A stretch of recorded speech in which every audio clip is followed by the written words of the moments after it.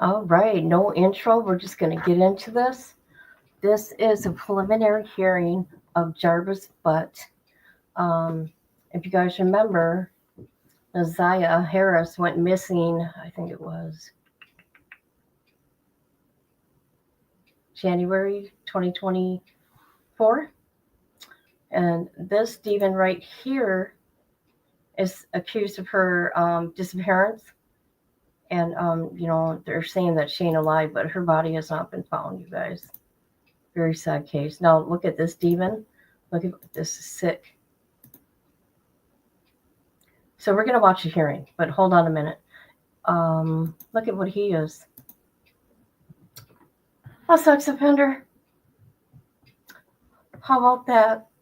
So let's see. Supervision began 2/7/24. That's crazy. That's crazy. She went missing. Okay, I got to look at the correct date. Let's see. What did he do? Criminal sexual conduct. Person 13 through 15. So, yeah. 5 years. Maximum sentence. Sentence 2, weapons felony. Weapons felony. Weapons felony. So, yeah, he has,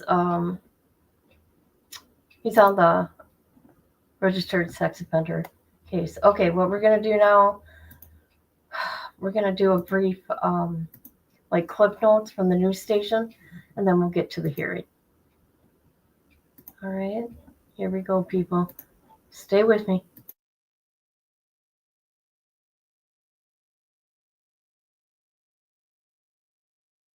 Story back in February when Detroit Police took over the case from Detroit Public Schools Public Safety. This was not known. Nothing was known to the media until February 14th, Valentine's Day, when a massive search was underway. And then for months and months trying to find her, and then nothing. The evidence shows overwhelmingly in this case that she is in fact deceased. This is believed to be the last picture taken of 13-year-old Isaiah Harris before she disappeared in Detroit on January 9th. Thursday, investigators announced homicide charges as well as criminal sexual conduct charges against 41-year-old Jarvius Butts, someone with a criminal record and someone known to Harris's family. We suspected him from the beginning, considering his background and things like that we've heard about him. Butts is being charged with homicide despite the fact that the teenager's body was never found. During Thursday's press conference, Wayne County prosecutor Kim Worthy revealing shocking evidence. You look at that face and you do not see the horrors that she had gone through in her short life.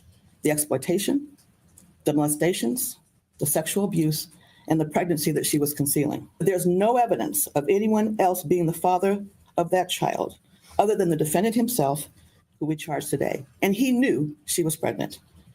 We know that he was also searching for ways to abort the baby. This is a story that has attracted a lot of attention. Detroit podcaster Mark DeAndre. Even in March, when I was doing the podcast, I felt like I had this thing pretty much solved as far as, what came out today. I said this months ago as far as what the end result was. Investigators say they have no plans to charge anyone else in this case. I'm upset about that, and I would like to see charges being brought against those that knew, that were affiliated with him and knowing, and that allowed him to be around the children, knowing he wasn't supposed to be. In a sad turn of events, Isaiah Harris's father, Mervyn Jennings, passed away this summer. Literally died of a broken heart. Unfortunately, he had congestive heart failure. He's already sick and got sicker going out looking for her. I got a chance to interview her father back in March during an exhaustive search for her in the Rouge River. And, he said he was out there every day searching for her. To find out then that he has passed away before he was able to find out this. How sad is that? Now, this is what I want to say. They knew that this demon here was a sex offender, and he was around her. As a matter of fact, if I remember right, it was somebody in the family's boyfriend and he groomed her.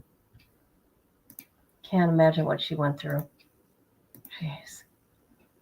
All right, let's look at this. Let's watch the hearing.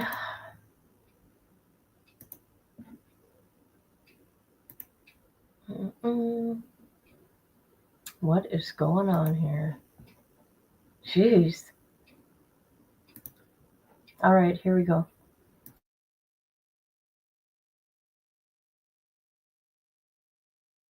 On behalf of the people, P82796. And good afternoon, Your Honor. Good afternoon to your staff. They've been extended services by Ken Riggins, P82125 on behalf of Mr. Jarvis Bucks. Good afternoon, Neighborhood Defender Service by Cheryl Fick, P83973, and also on behalf of Jarvis Bucks, the co-counsel, Lauren Butler, P88126. And Mr. Butts, stand up and state your name. Okay, you can have a seat. All right, who will be doing the next witness? Judge, that'll be me, and at this time, people would call police officer Derek Wolf.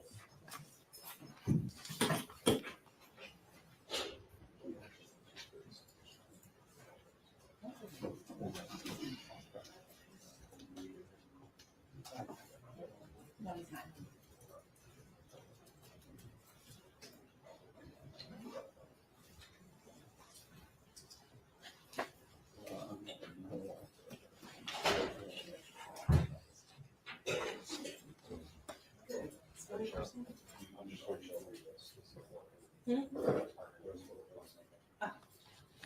Mr. Makepeace and Mr. Riggins? Yes. Or someone from defense counsel, can I have you all approach?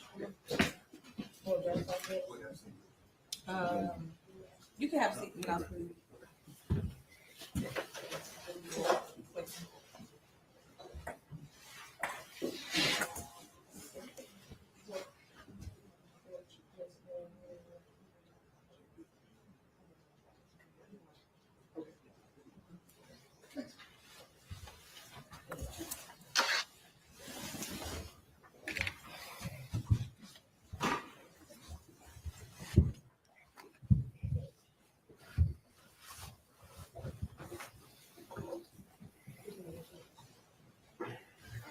Okay, that was a brief sidebar I had with Mr. Makepeace and Mr. Riggins regarding Officer Wolf. I just want to put on the record that Officer Wolf is an employee at 36th District Court. I do not have a personal relationship with him, only a working relationship in which he comes to the courtroom in 234 to do his job as a court officer. I want to make sure with the people in defense, there's no objection to me hearing his testimony today. No objection. Okay, I'll swear you in. You swear to tell the truth, the whole truth, and nothing but the truth. Yes. You can begin. Can you state your name for the record, sir? Derek Wolf. And what do you do for a living currently? I work at 36th District Court as a court officer. And how long have you worked at 36th District Court? 2 months. And prior to that, where did you work at? Detroit Public School Police Department. And how long did you in total work for the Detroit Public Schools? 17 and a half years.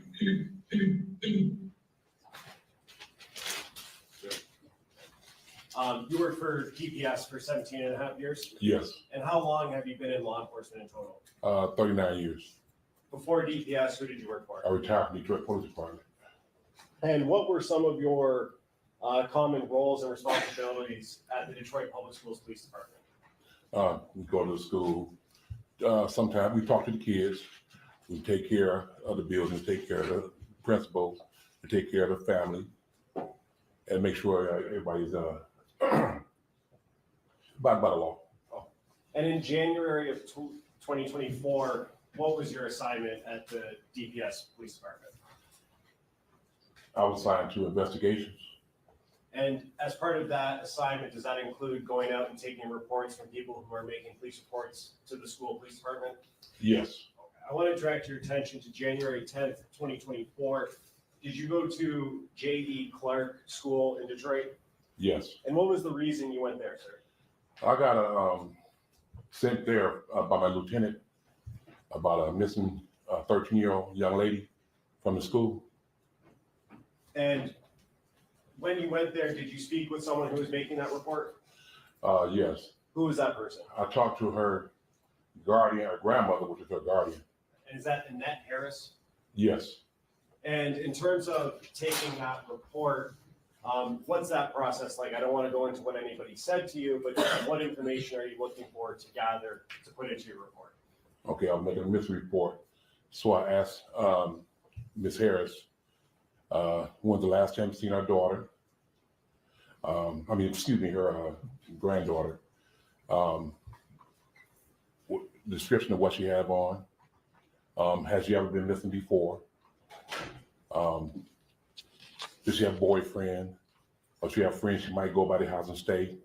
Things of that sort. And did you ask Ms. Harris all of those questions and get her answers? Yes. And then did you write an actual report? Yes. After you write that report, do you have any role in actually investigating to attempting to locate the missing person? Yes. Okay, what did you do after writing the report? After I did the report, I canvassed the area looking for this young lady, although she was gone for at least 24 hours because she was missing the day before. And then from that point, we didn't find anything.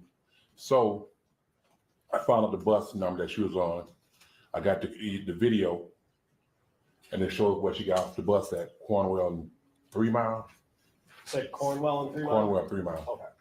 And from that point, like I said, we went to the house, talked to the guardian again, talked to some of the people in the house, and then we went on in and let it go from there. Sorry, just to be clear, you keep on saying we. Are you doing these things with a partner? Yes. And who is that partner? Dale Gardner. Okay. Judge, may I approach? Yes.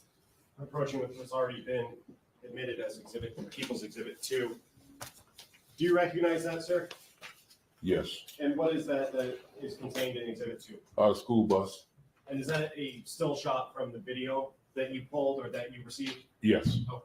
And that's the bus that you identified that Neziah Harris was on? Yes. Oh.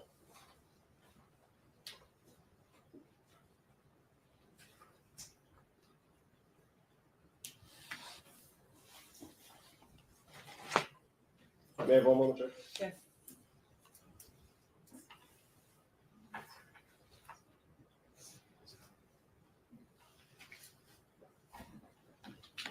I have none, Judge. Okay, cross.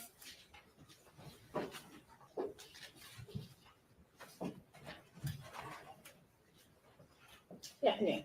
Thank you. Mr. Wolf, you were dispatched to the J. Clark School because you're an investigator for DPS. I was not dispatched. The lieutenant came to the office and told us to go by the school for the missing. Oh, so you were requested, your presence was requested at the school? Yeah, from my lieutenant.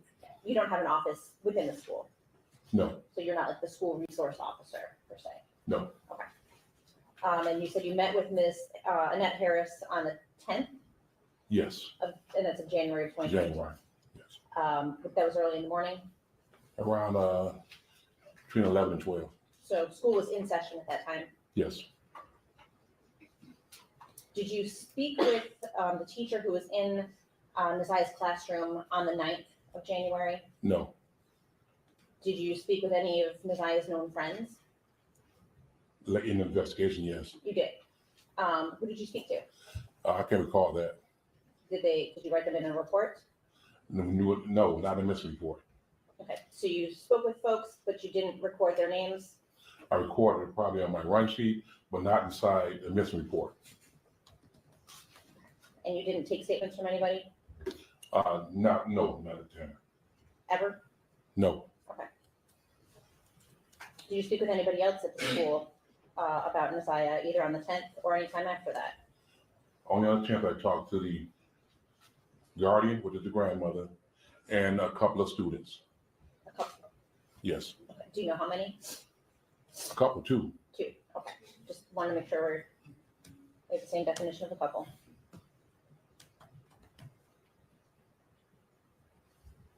And you said you canvassed the area?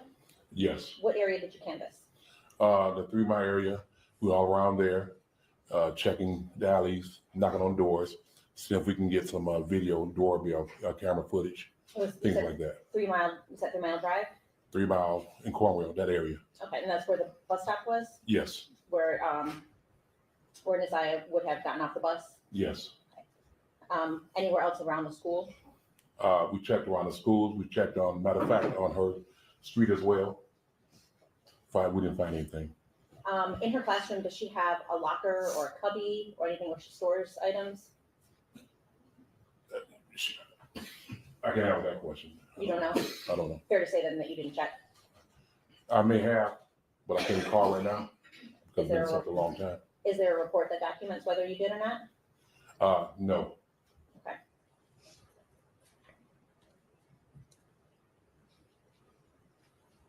And after you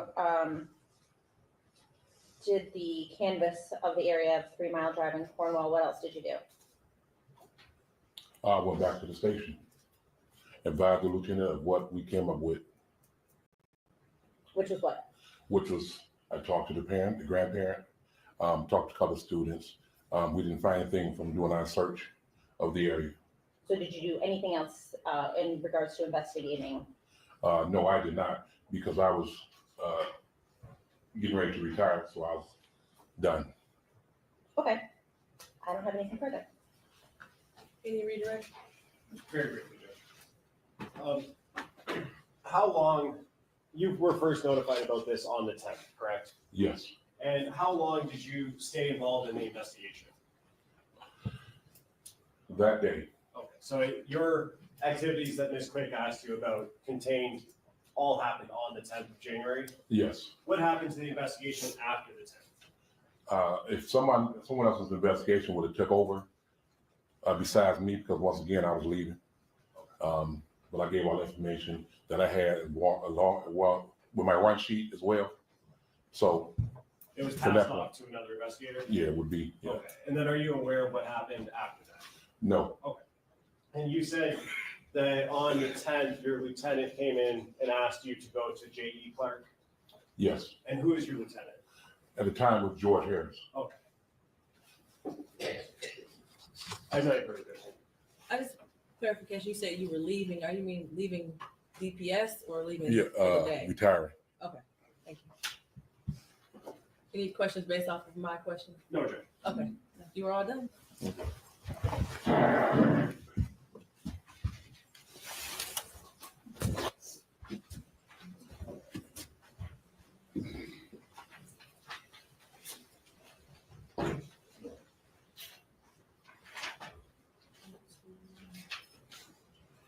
And Judge, at this time, people would call forensic tech Margaret Lavala.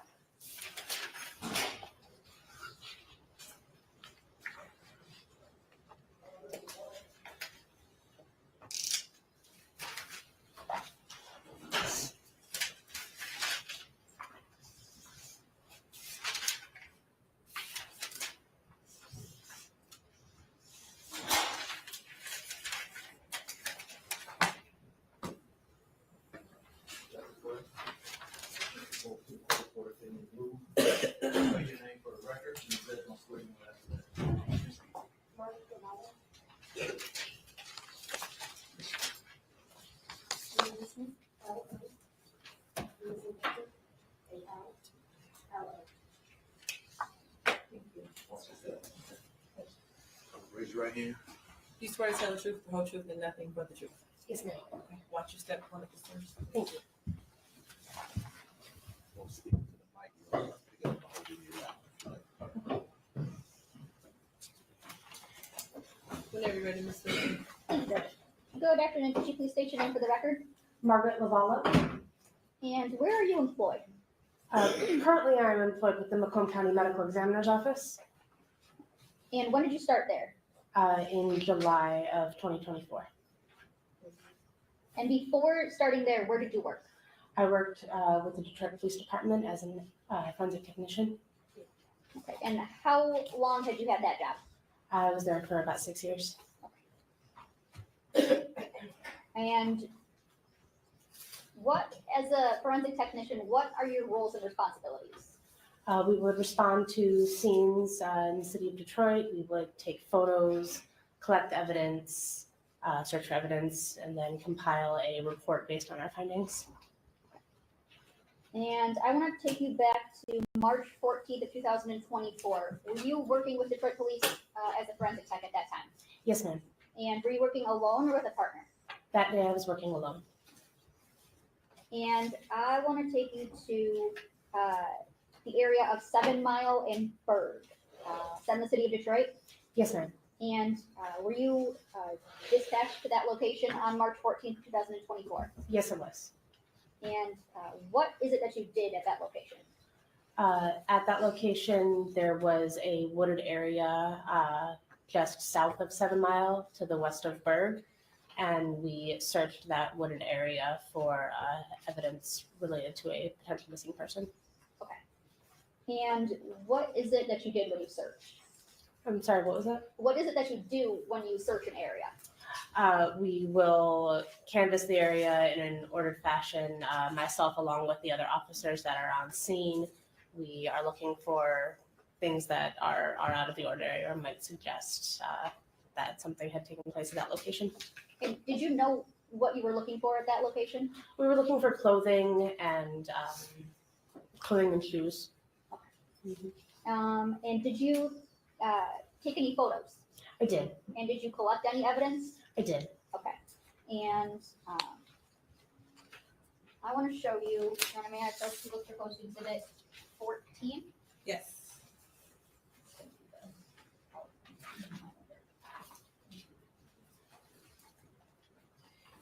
Showing you the Market People's Proposed Exhibit 14. It's a PowerPoint.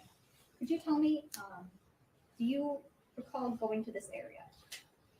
Yes, ma'am. Okay. And do these photos, there are 129 of them, do they fairly and accurately depict the scene of 7 Mile and Berg as you saw it that day back on March 14th, 2024? Yes, they do. That's my recollection. And Your Honor, I move for the admission of People's Proposed Exhibit 14. No objection. Okay, they'll be admitted. Thank you.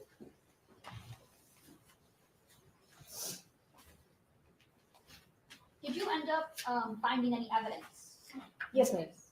What evidence did you find? We collected a pink jumpsuit, like bodysuit style, and then a black hoodie that had a pair of white headphones in one of the pockets, some gloves, a towel, and a pair of red, black, and white gym shoes. Okay. And Your Honor, may I publish? Yes.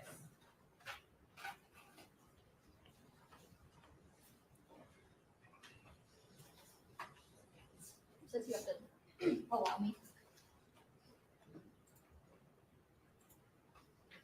Okay, try now.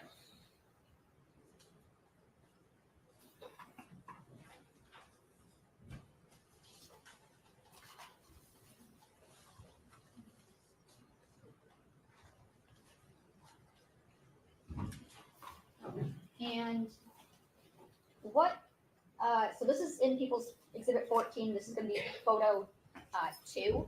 What is it that we have here? So this is the photo card that we would take at the beginning of processing any crime scene. It includes the date, the time, the location that we are responding to, as well as who is the current officer in charge that ordered us out to that location, the crime or suspected crime that we're investigating, as well as my name, the code that I'm working, and the report number that is assigned to that case. Okay. Now I'm going to not go through all 129 photos here. I'm going to show you some that I want to reference.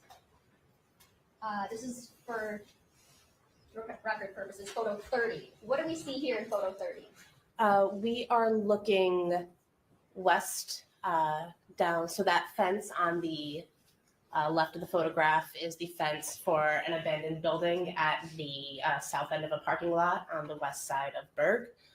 We are looking west towards the Rouge River into that wooded area. You can see what is that pink jumpsuit in the background of the photograph. Okay. And in 33, what do we see here?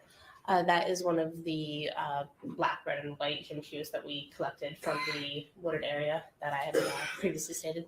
Okay. And would it be fair to say that that's a left foot shoe? Yes. Okay. And in picture 35, what do we have here? That was a photograph of the inside of the shoe, of the size tag. And in 37, what do we see here? Again, we are still looking in that wooded area. That is the black jacket that was collected. It is towards the front of the photograph, kind of behind that tree branch. And in 42, That was a close-up of the black hooded jacket that we recovered. okay, and would it be fair to say that you opened up the jacket, or was this how you saw it? We did open up the jacket to examine it, yes. And in 45, what's in 45? So that is looking in one of the pockets of the jacket. And can you see what's inside the pocket at that point, or no? That photograph, I believe there's a paper and might be the pair of headphones. Okay. And in 47, Yes. what are we looking at there? So yes, that is the paper and the pair of headphones that was recovered from that pocket. In 50, So that is going to be the hood of that hooded jacket. We noted that there are several holes in the jacket of unknown origin.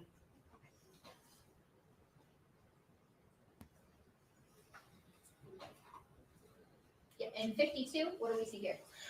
Again, we are looking into the wooded area.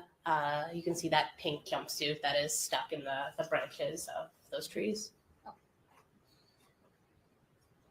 And in 63, Again, a closer shot of that pink jumpsuit.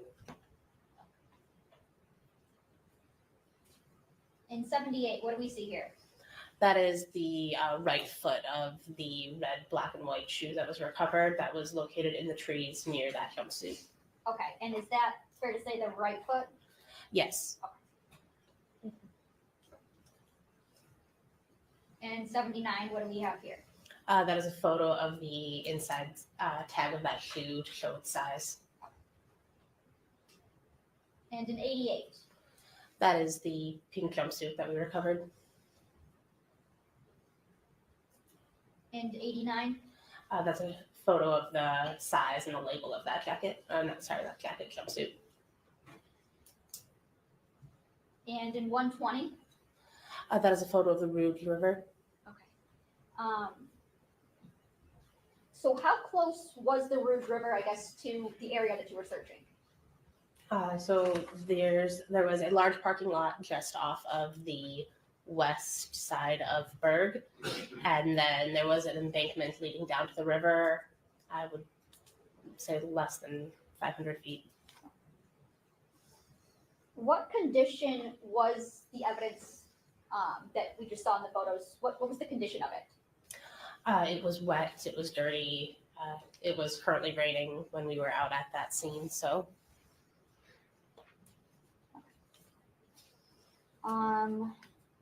What did you do with the evidence once you photographed it?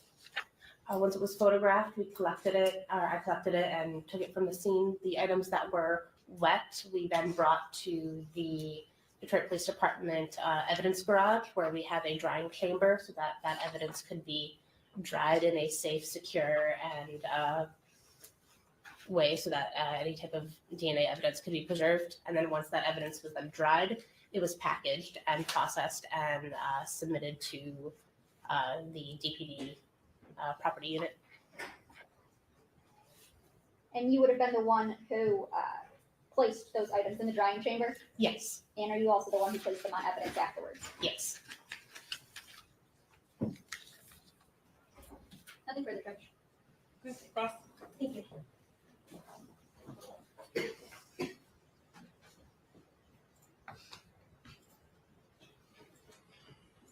Good afternoon. Afternoon.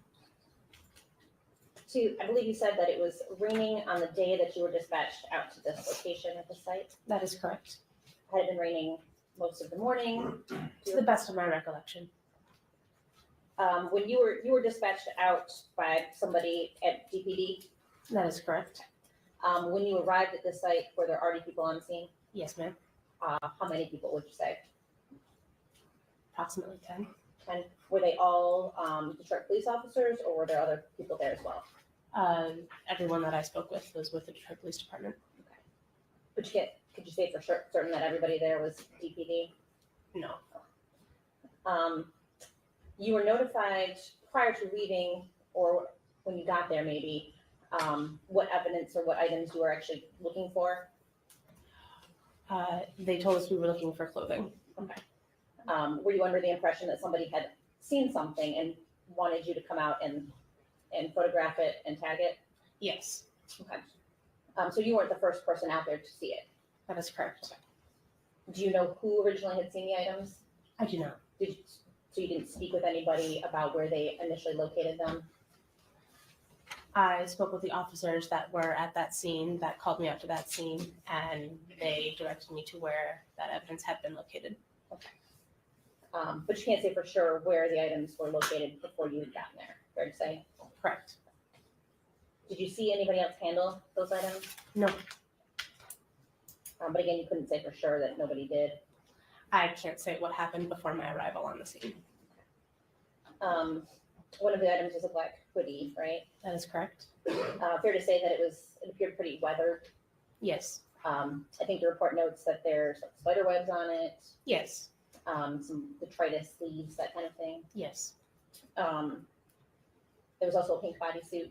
That is correct. Now that was not on the ground, correct? No, That was in some branches a distance away. that is correct. About how far away were those two items from one another? Not that far, but I couldn't give an estimate right now of distance. Okay, yeah, I don't want you to guess. Fair to say that the jumpsuit didn't necessarily appear similarly weathered to the hoodie? No, it did not. It did have some like dirt or stains on it, It did, yes. but it wasn't quite as weathered, I guess, same word I could use. I would say so, yes. So you collected the items. Mhm. When you did so, did you wear disposable gloves? I did. Did you wear a new pair of gloves for each item that you collected? I did. And each item went into a separate bag. That is correct. It's got its own tag. Yes. And then you yourself drove them to this evidence garage. Yes. Now, this evidence garage, where is it at? It's located at 11631 Mount Elliott in the city of Detroit. And you yourself checked them in at the garage. Yes. What is the process for that? So it is placed in our evidence tracker system, and there is a label in there to say that it is at the garage for drying. So it was noted that that was where it was going to be. The drying chamber is in a locked room, and then the chamber itself is also locked. So the key was acquired from my sergeant, my supervisor, to get into that room. The items were then hung up in a way that they were not touching each other. They did not come into contact with each other during the drying process. Then this chamber was locked back up. The door to the room was locked, and the key was returned to my supervisor. Then after 24 hours, then I returned to then collect that evidence, where it was all packaged individually in their own bag, and then that was then taped, secured, and turned over to property. And you did all that yourself? Yes, ma'am. So when you took each of the items out of their respective bags, again, did you wear disposable gloves? Yes, ma'am. Did you change those gloves every time you handled a different piece of evidence? Yes, ma'am. And then when you recollected them, you put them in fresh bags? Yes. And you, again, used disposable gloves? Yes. And did you use different ones every time you Yes. handled each item? Yes, ma'am.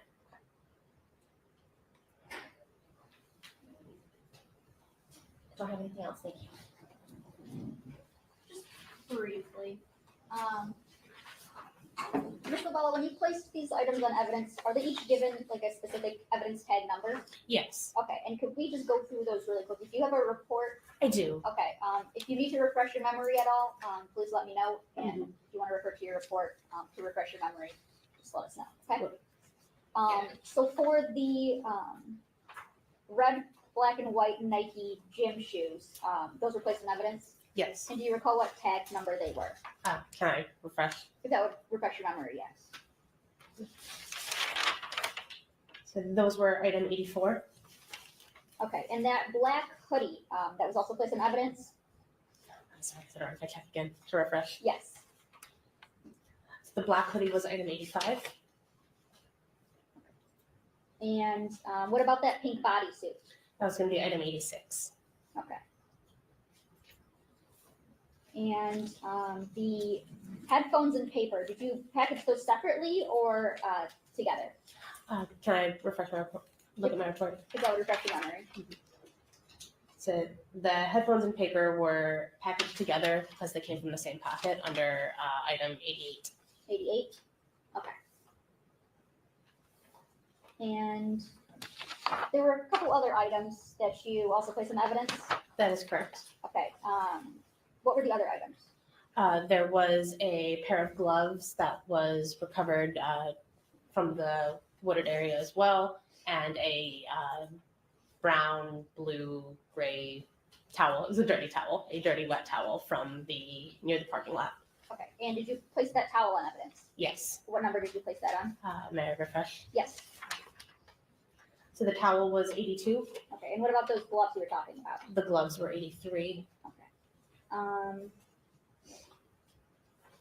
Was there any other items?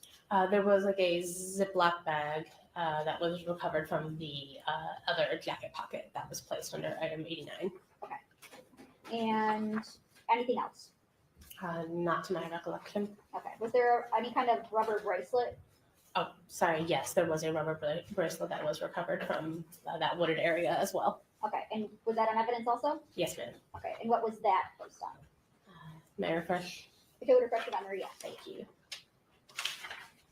That was item number 87.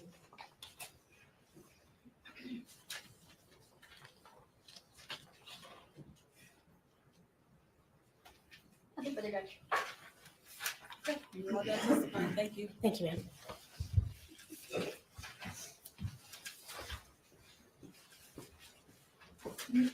next witness. At this time, people would call Talisha Moore.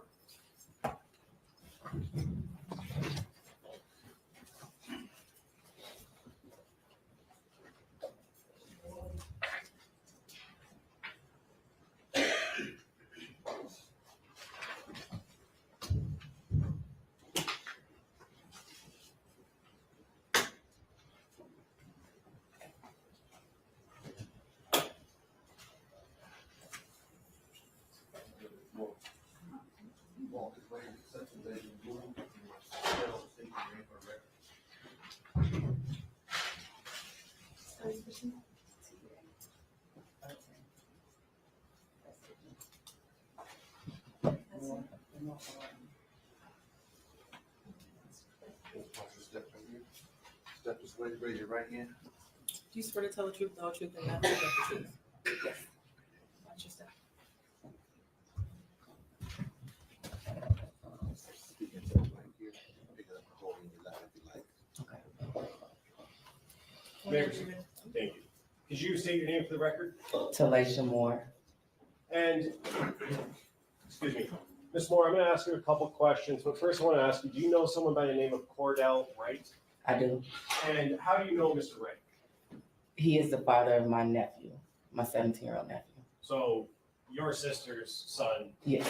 Gotcha. And is that how you met Mr. Wright? Yeah. Through your sister? Yes. Okay. And in what context is your relationship with Mr. Wright? How did you know him?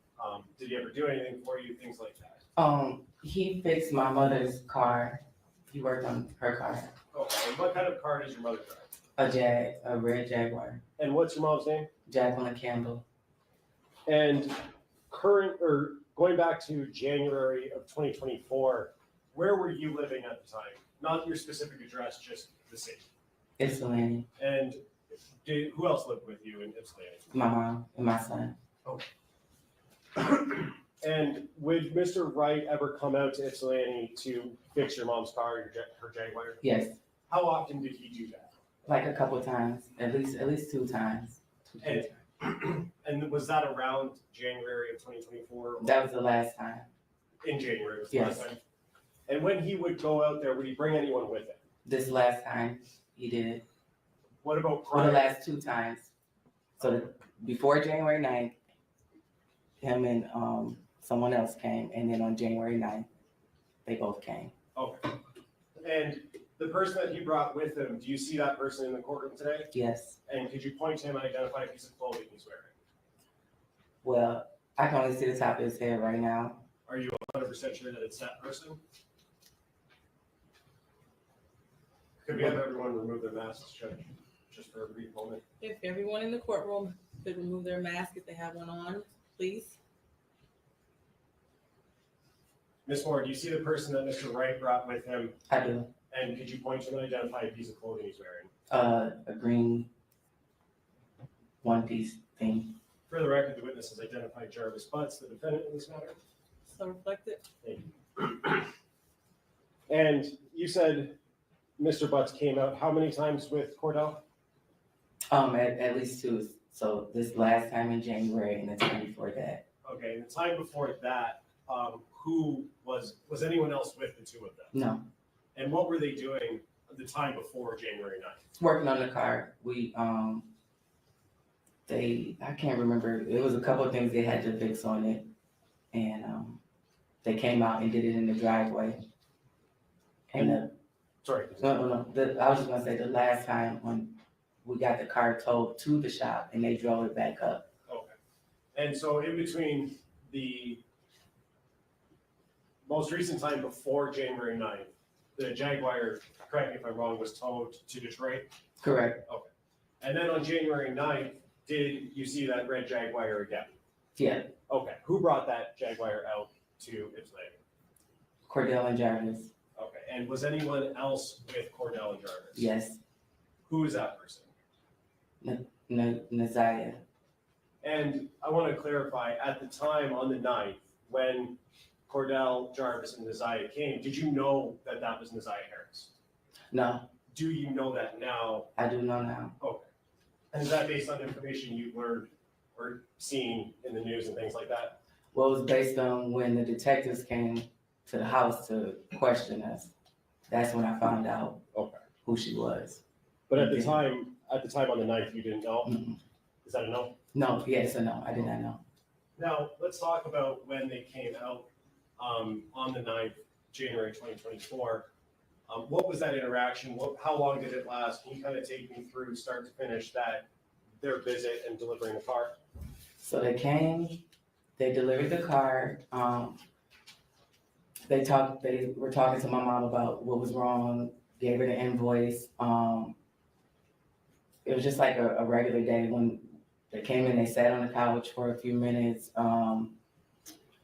Naziah was sitting in the chair by the TV. We spoke, very brief. Asked her if she wanted something to drink.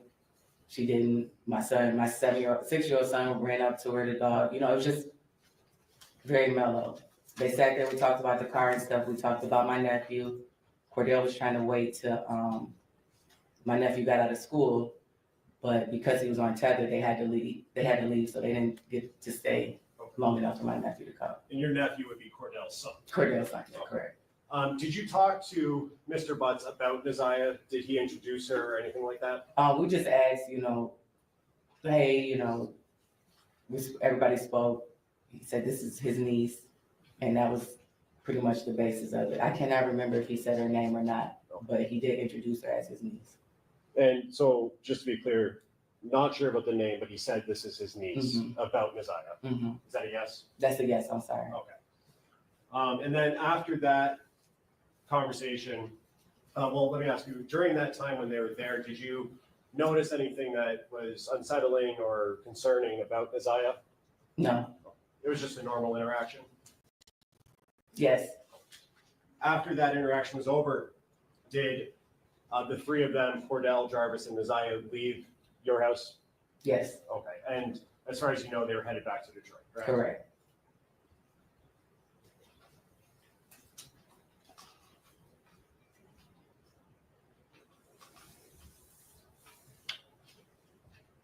When they left, whose car were they leaving in? Cordell's truck. And all three of them were in the same car? Yes. And you said that they were delivering the Jaguar to your mom or to your house, right? Yes. Did you see them pull up? Do you know what the driving and seating arrangements was? I do not. I have nothing further to say. Okay, Ross.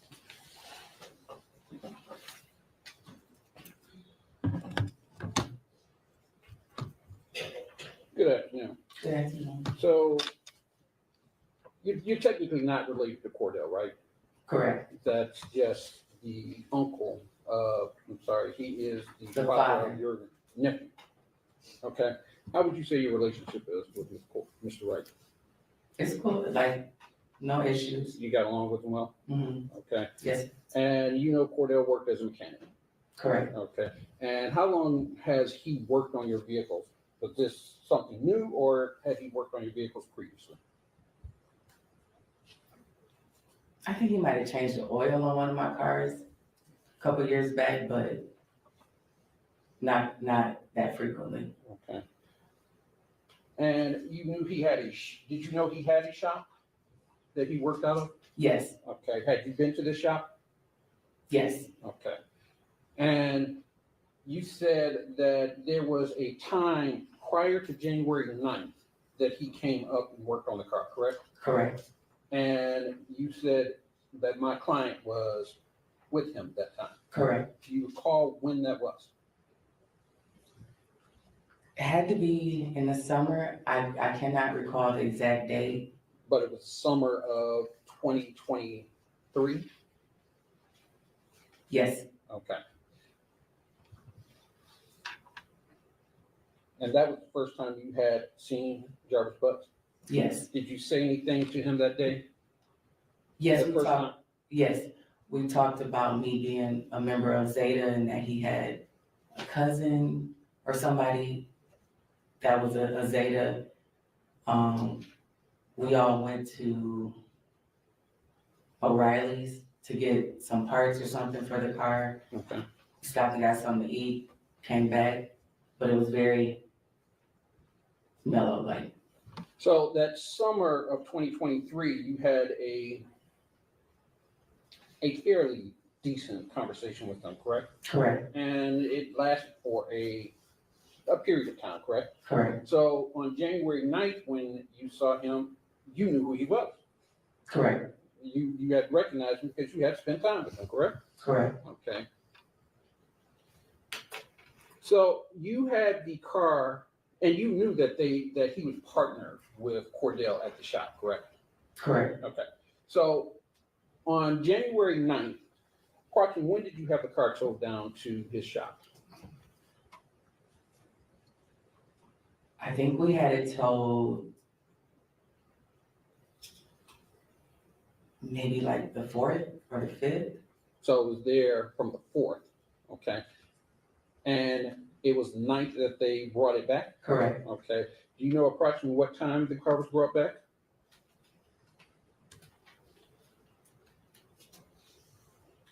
Had to be before 3:30 p.m. It was 3. Oh, no. It had to be before 5:30 because my sister got off work at 5:30. So mid-afternoon. Okay. But you're not sure the exact time? I'm not sure the exact time. Was it light or dark outside? It was still light out. Okay. And they came up, they pulled the Jaguar in first, the driveway. Correct. Right. And then Cordell's car was behind it. I believe so. Okay. When they pulled up, did you see them exit the vehicles? No, Okay. So you don't know who was driving what? I don't. Okay. So at that point, they came into the house, correct? Correct. And did they all walk in together? Or Yes. Okay, so Cordell came in, followed by Jarvis, correct? I can't tell you the exact. I don't know if Naziah walked in first or Jarvis walked in first. Okay. And this young lady. And to be fair, you didn't know who she was, correct? Not at all. Do you recall what she was wearing when she came? I think she had on a jacket.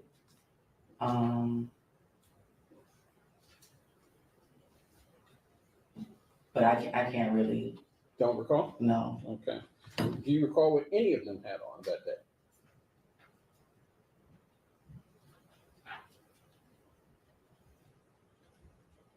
Not really. Okay. So, do you recall, without going into your house, was it dark, light in your house? Were the lights on? The lights were on. Okay. And you have a fairly large living room? Yeah. Okay, so when they came in, you said that Nazir sat next to the television. So yeah, like when you're coming in, there's like a red cabinet type thing. The TV sits on top of it, and then there's a chair right, like a chair sitting right next to it, and that's where she was sitting. Okay. And when she came in, did she introduce herself? She did not. Okay, so she came in, sat down, right? We offered her to see, like, came in, Cordell said hello. He was doing most of the talking. Jarvis said hello. Said, this is my niece. Then it was like, y'all have a seat. Okay. Cordell sat on the couch. There's a couch this way, and then a long couch this way. I'm sorry, go ahead.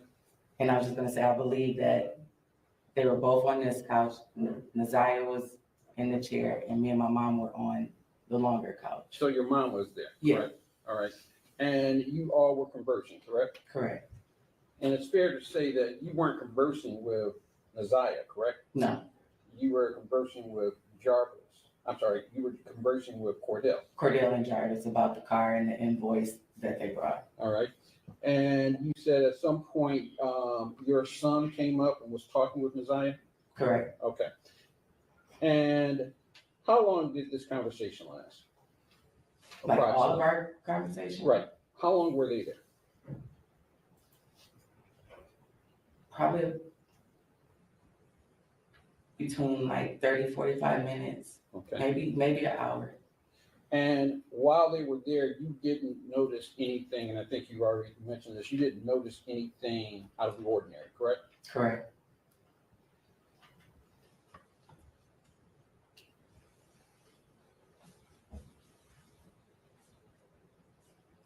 Did you see Jarvis Butts conversing with Nazir Harris? No. So they didn't have any conversation? No. Okay. And you didn't notice anything awkward or out of the ordinary between the two? Correct. Okay. I didn't notice anything. So after about an hour, they left? Correct. Was it light or dark? It was still fairly light. All right. And they got into Cordell's car, correct? Correct. You don't remember the scene, I think you've already No, said I that. do not. But was Cordell driving? Correct. Okay. So that day you didn't think anything out of the ordinary happened, correct? Correct. And at some point you were contacted, correct? Correct. When were you contacted? Well, we were contacted by Cordell the next day because when we paid the invoice, it was $70 short. So we had to give Jarvis's Cash App to send the rest of the money. So that was the last part of the conversation. And then the detectives came, I want to say the end of March. So the end of March. So I believe, I don't know the exact day, but it was at least a month or two later. And it was when the detectives came, is when you found out that the person that was in your house was Nazir Harris, correct? Correct. All right. And did they tell you that this person was Nazir Harris? They asked me if I knew who she was, and they asked me if I knew who Cordell was. They showed me a picture of Mr. Butts. They asked me if I knew who all these people were. And they asked me if I knew her name, and I did not know her name at that time. Okay. And they told you her name?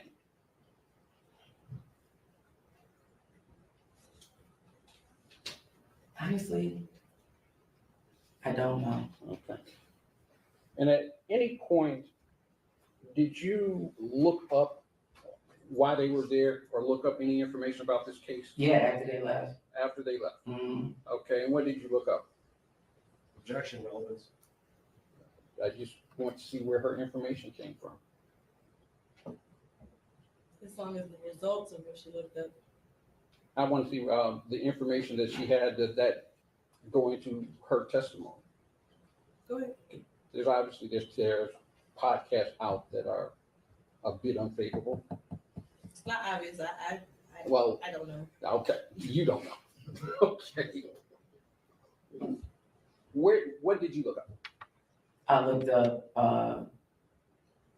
up Mr. Butt's oldest record, Okay. but I tried to type in his name, I typed in Cordell's name, tried to see if anything came up. At that time, there wasn't anything posted, but I didn't find much, other than his record. Okay.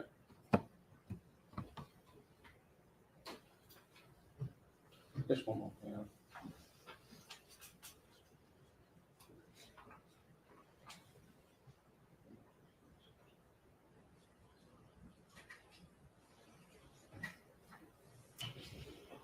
No further questions. Any redirect? Yeah, very.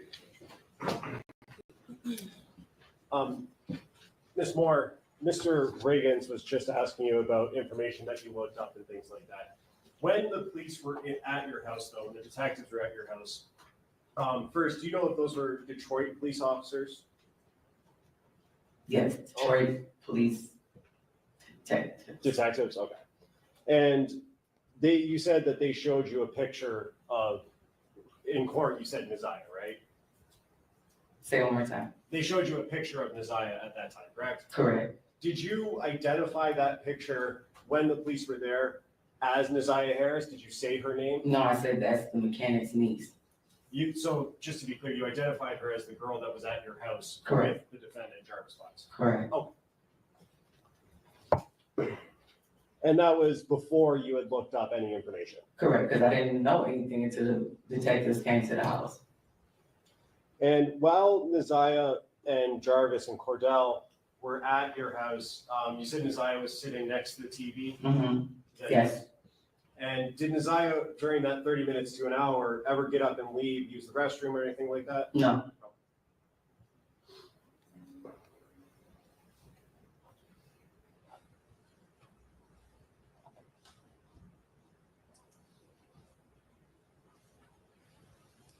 And you mentioned earlier that Cordell was on a tether and that's the reason he had to leave, right? Correct. Do you know what Cordell's tether hours were at that time? Like what time he had to be back home by? I don't know. How far of a drive is it from Detroit to Ypsilanti? Probably about 40 minutes. And what was the reason that Cordell had to leave again? Because he said he had to be back in the house for his tether. Okay, so did it seem like he was in a little bit of a rush to get back, or he was cutting it close maybe with that drive, 40 minutes? No, I think he had whatever he needed to do, and he just wanted to make sure he was in the city on time. But is it fair to say that he would have left somewhat closer to his cutoff time? If that's the reason he left, or that he said? Yeah, I think that calls for speculation on her part. I was going to say, I don't know. I'm sorry. Do you want to respond? If she knows, I think it's a close call. If you know the answer. I don't. I don't know. I can't say. I really further judgment. Okay, you are done testifying. Thank you. Watch your step.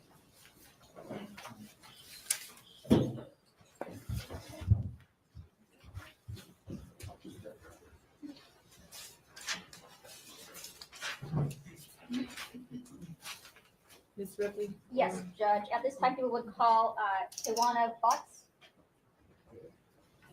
I was going to ask, does anyone need a 5-10 minute break? Are we all okay?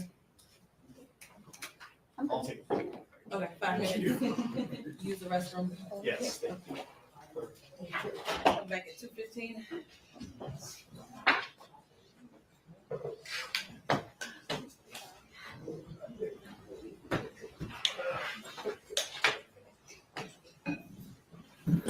All right. We'll speed this up. I want to thank who's ever watching. Let's see. When do they get going again? Oh my gosh. I heard here, this is a sister, and I heard that her testimony is very emotional. This is such a sad case.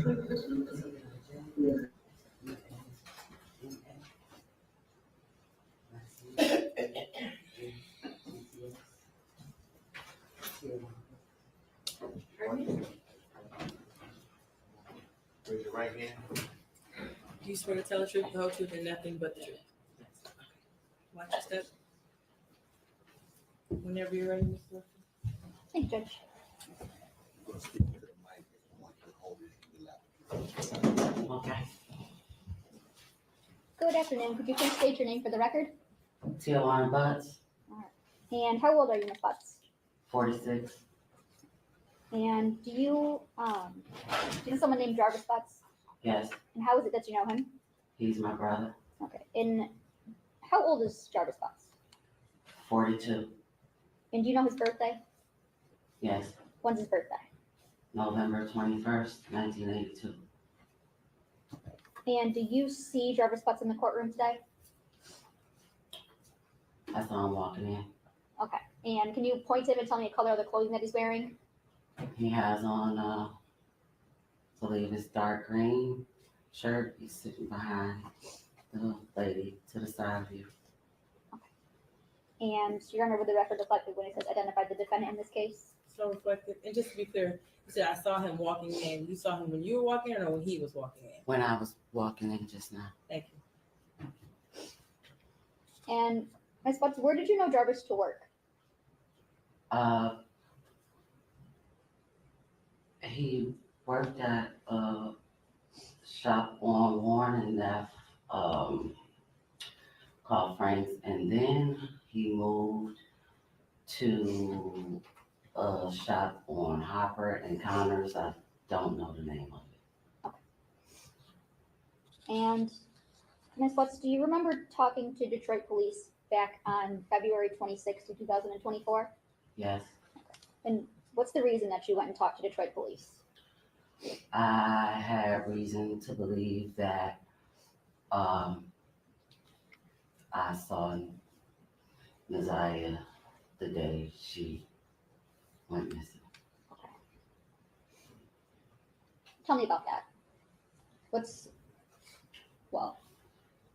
What makes you believe that you saw Naziah on the day she went missing?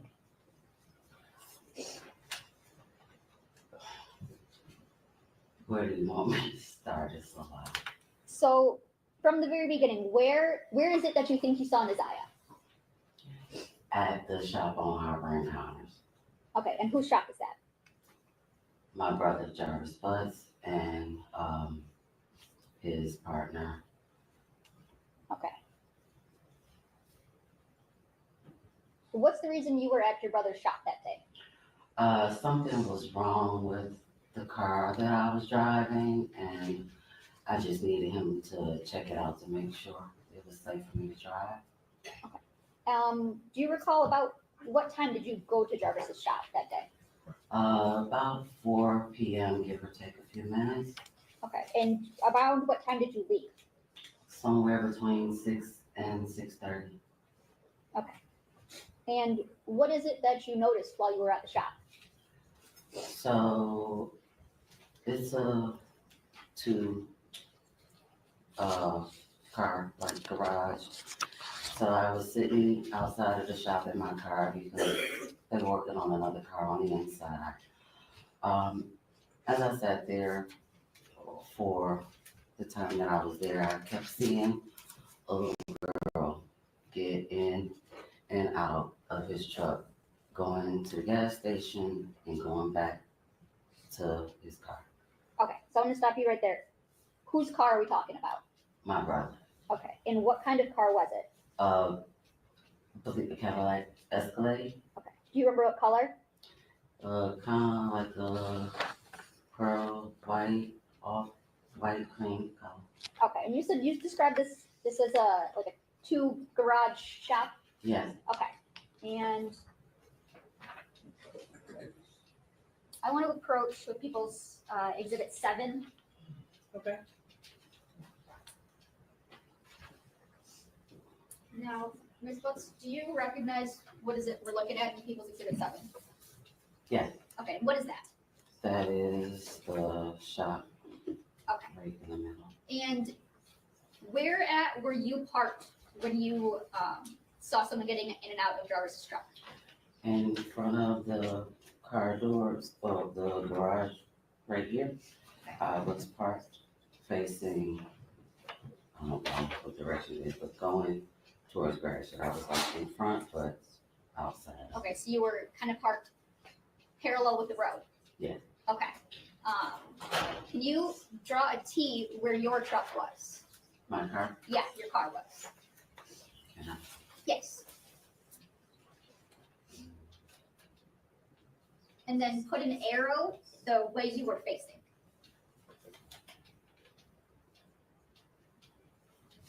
And where is it where that Jarvis's truck was? Just put a J where Jarvis's truck was. And what way was his truck facing? It was facing my direction, so the front was Towards you. Okay, so put an arrow for that direction. Okay.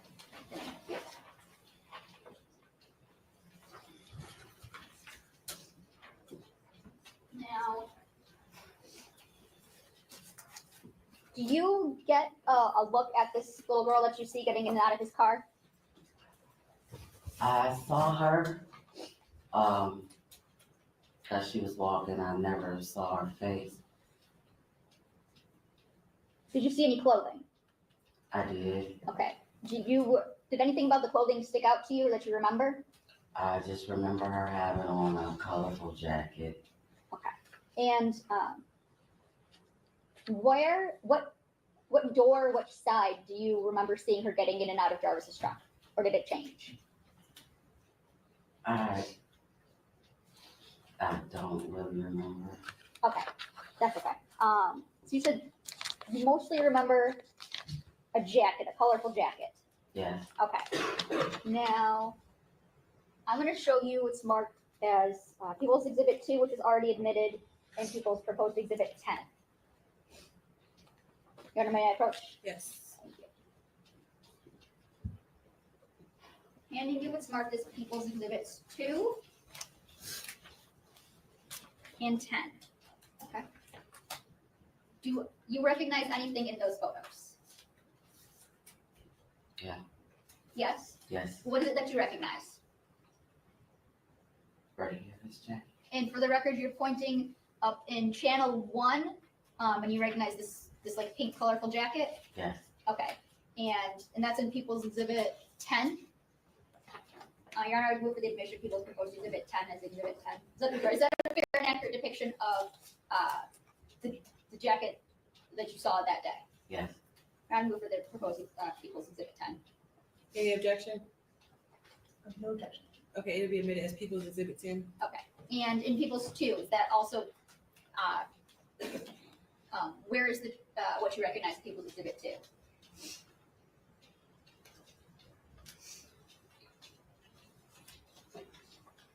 Looks like channel 2 here, maybe. Okay, facing the back? Yeah. Okay. And you recognize the jacket in this photo too, right? Yes. It's a little blurry, but it looks the same. Okay. And what about in channel 1 of Exhibit 2? It would be this one right here. Okay, and it's fair to say that's the back of a jacket? Or it seems to be the back of a jacket? Okay, thank you. And you said that you saw this little girl with this jacket on getting in and out and going into the gas station? Yes. Okay.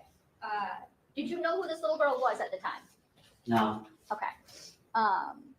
Is there a time that you ever get out of your car?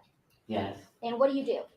I needed to use the restroom, so I asked his partner if I could use the restroom. He told me to go and tell him in the gas station. And as I was walking towards the gas station, she was walking in front of me going into the gas station. Okay. So about how far in front of you was she? I would say maybe where the gentleman in the gray blazer is behind you. Maybe a little bit farther, I'm not really sure about that distance. From where you are to him? Yeah. Okay. And boy, I'm really bad at estimates. 20, 25 feet? Yeah, I would agree with about 20, 25 feet. And you said you never got a chance to see this little girl's face. No. Was there anything else about her that you can remember?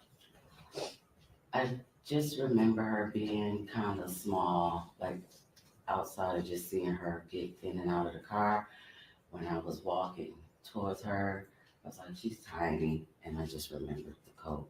Okay. Tiny, like in what way? Like tiny, skinny, short? Kind of skinny and short. Okay. And did you ever ask Jarvis who the little girl was? Yes. And what did he tell you? He told me, and I can't remember if it was this exact word or he said it's my partner's niece, or he said it was King's niece. Okay, but you knew who he was referring to? Yes. Okay. Did you think anything of it at the time? No. Okay. And what is it that made you think something? Was there a time where you thought something different? Yes. Okay, and what is it that made you think something different? I received phone call, well, a video call from one of his kids' mom, and she told me about some things that happened on Valentine's Day, and then she sent me a video of a podcast about my brother. Okay. And what did you do as a result of receiving those things? I called Shannon and I asked her for Sergeant Jones' phone number. Okay. And who's the Shannon that you called? His kid's mom. Shannon Harris? Yes. Okay. Do you do anything before you go and talk to Sergeant Jones? Yes. Okay. What is it that you do? Okay, so after having a conversation with Shannon Harris and his other kid's mom, I was informed that his partner King, I guess something happened where the Objection, this is hearsay. There's not a statement yet, Judge. Being informed. I'm not sure what she's even about to say. Okay, just to the extent that it's informed or someone else's statement. You might have to object in a couple moments. You need to speak up. If you could stand up and Please. make your objection. Yes, just objecting to the fact that she was informed of something. It appears this might be hearsay, but we'll see. Yeah. Could you finish what you were saying? I don't know where you were going with this. I'm trying to remember where I left. Okay, so after talking to Shannon Harris and his other kid's mom, I was informed of some things that had taken place I think Valentine's Day. So they told me that his partner King.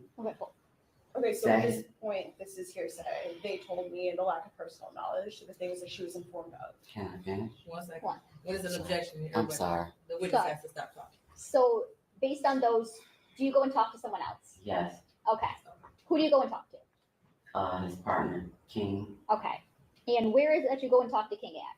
at the shop on Harbor Encounters. Okay. And without telling me what King said, kind of describe what was your conversation about? Well, I went to see what happened and what was going on.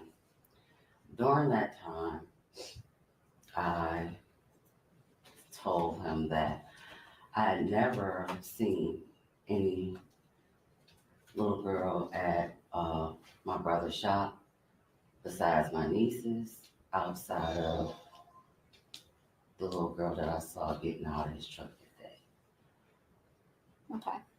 And you told this to who? King.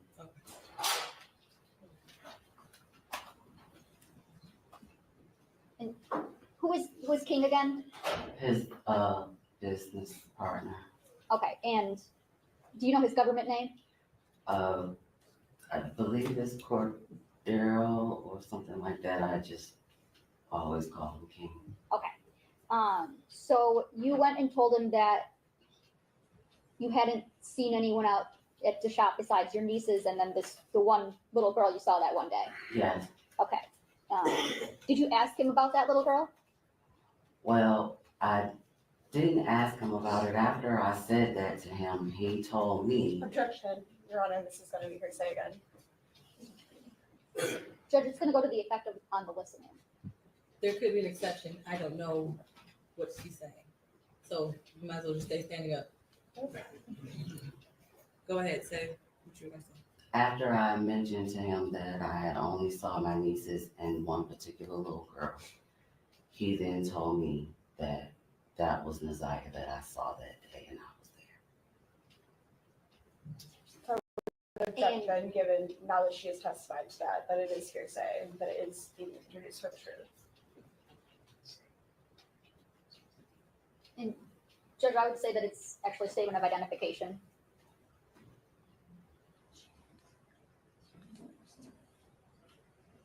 So this is not an identification that she personally made, she's just being told.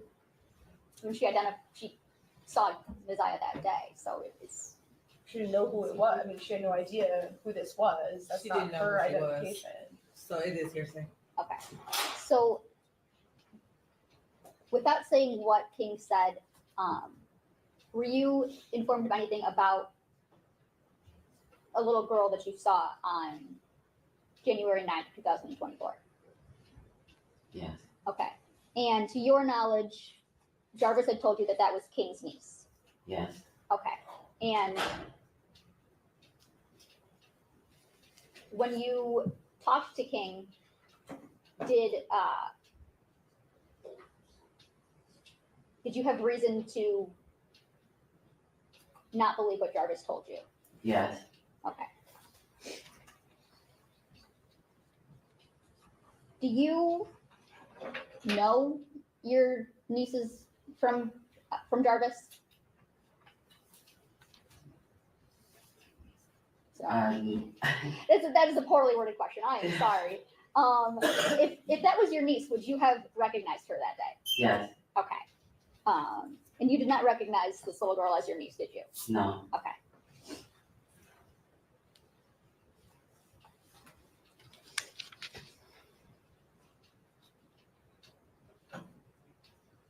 What is it that you did after speaking with King that day?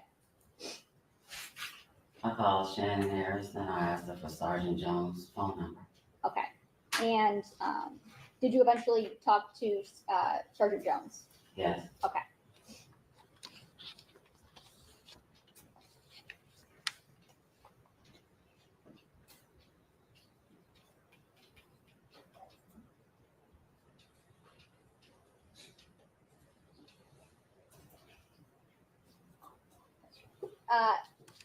Sorry about that. What day was it that you went to the shop and saw the little girl?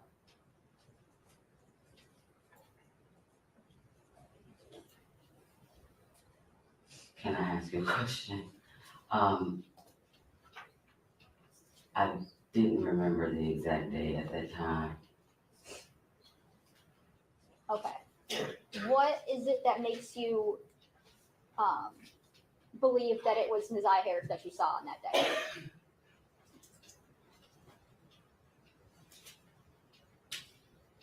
I'm not quite sure how to answer what you're asking me. Like, That may be a poorly worded question. I'm sorry. Can I just have 1 second, George? Yes.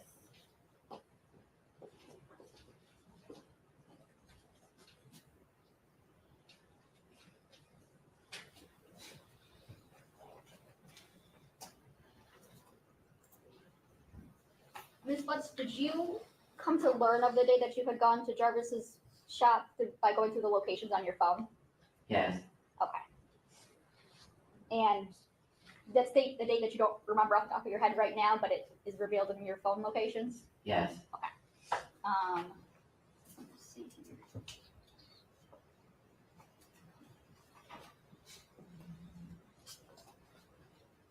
One second, let me find it.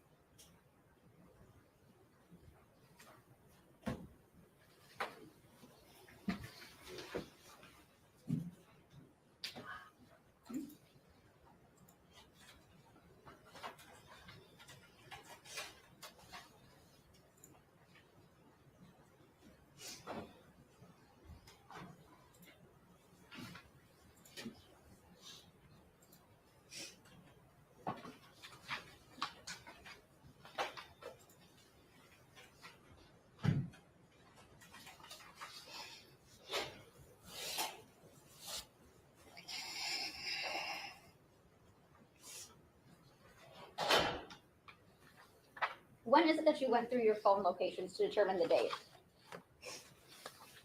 Oh, I'm sorry, do you need a moment? I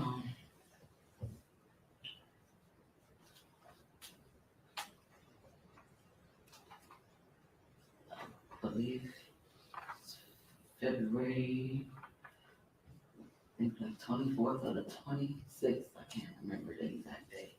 Okay, that's when you would have went through your phone to find those? Yes. Okay, and did you also go through that in your interview with Sergeant Jones? Yes. Okay. And did you give Sergeant Jones permission to look at your location data? Yes. Okay. And your phone kind of extraction in general? Like to go through your phone for the data? Yes. Okay.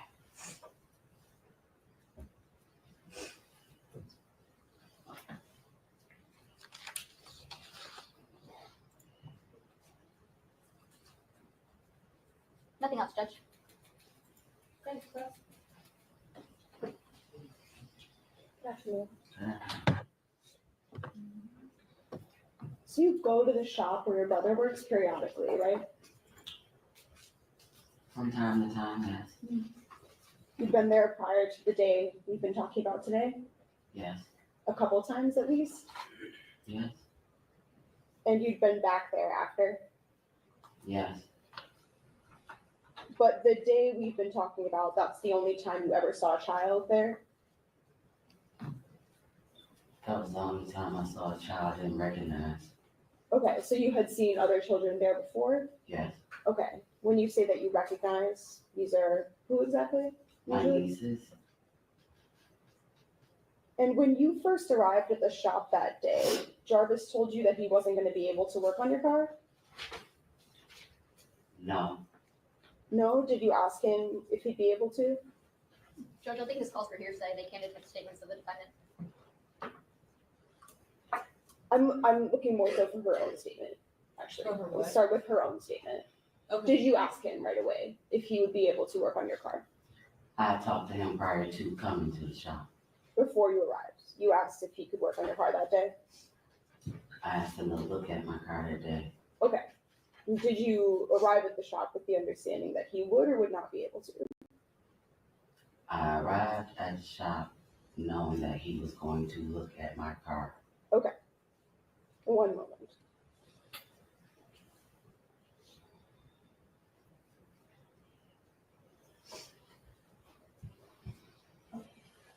And was that via text or call or some other way? Probably the video call. Okay, so a video call a little bit before you headed over? Earlier in the day, maybe. Okay. I'm not sure exactly what time. Okay, so that's how you decided that you'd go over later? He told me I could come. Judge, this is kind of all calling for hearsay in a backdoor way. The response It's hearsay. Not that Yes. you necessarily asked for it, but it's hearsay. Sure, we can Can be keep it just her own. So to be clear, we don't need to talk about what he said to you, but you did a video call to him.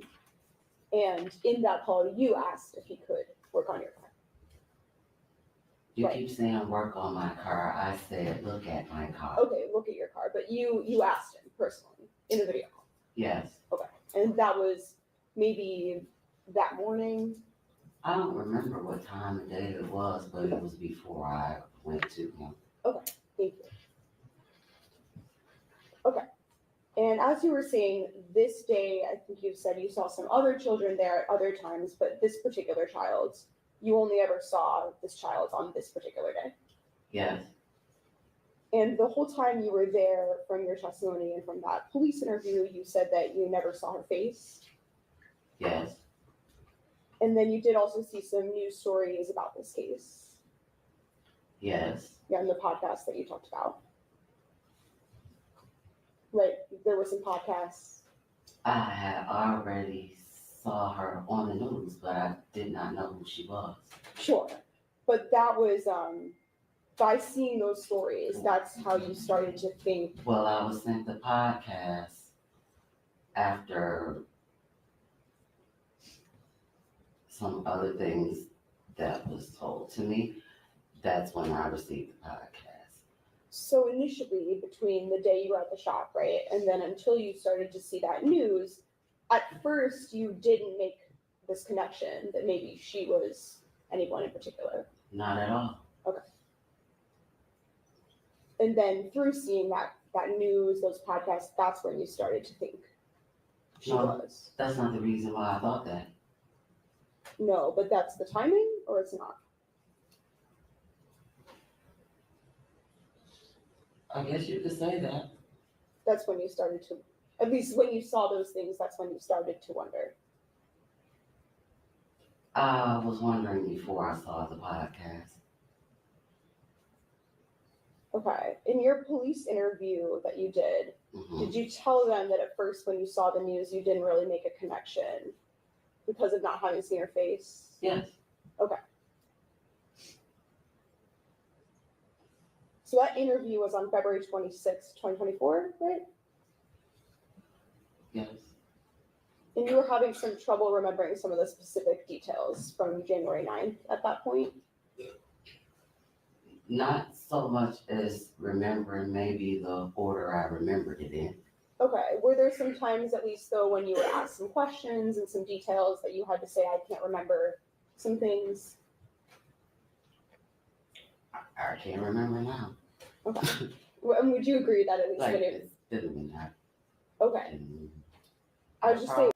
Probably did. I guess it would be safe to say because I didn't know. Okay, so you think it's safe to say that at that point in time, there are at least some details you were having a hard time, some questions you couldn't answer. I can't disagree.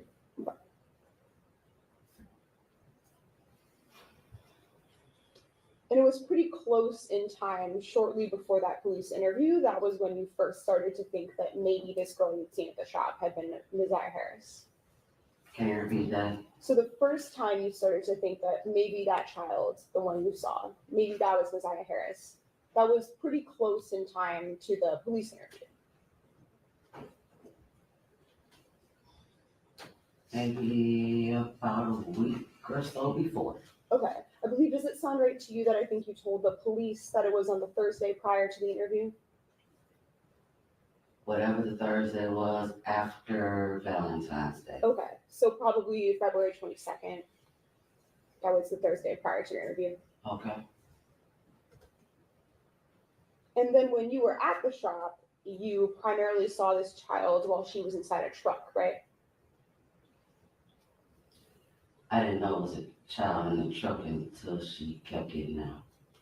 Okay, but when you saw her, she was in a truck? I saw her getting out the truck, yes. And were you inside your vehicle? Yes. You arrived in the daylight, right? Yes. And that's, I think, what you're referring to, right? Initially, that's when you didn't yet know somebody was in the truck.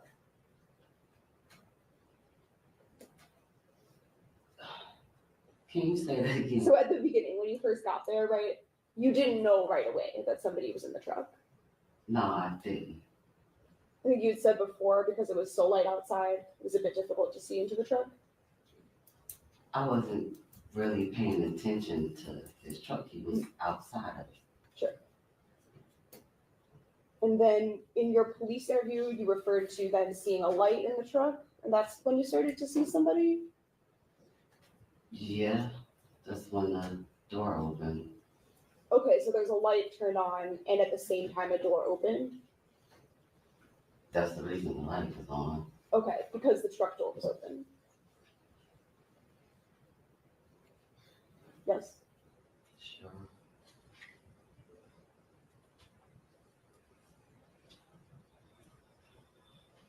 And you said that you saw a couple different times her go back and forth to the gas station? Yes. And only one of those different times you were on your way to the gas station as well? Yes. But for that whole time, she remained in front of you? When I was going into the gas station, she was in front of me. When I walked into the gas station, she went to the left, I went straight, and over to the right. For that walk over to the gas station, was it getting dark at that point? It was already dark. Okay.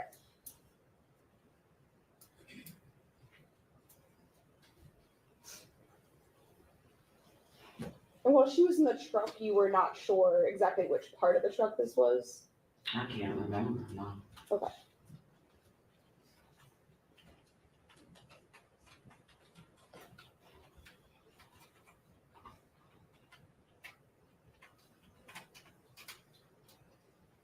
So you understood initially that when you arrived, you'd probably have to wait at the shop sometime?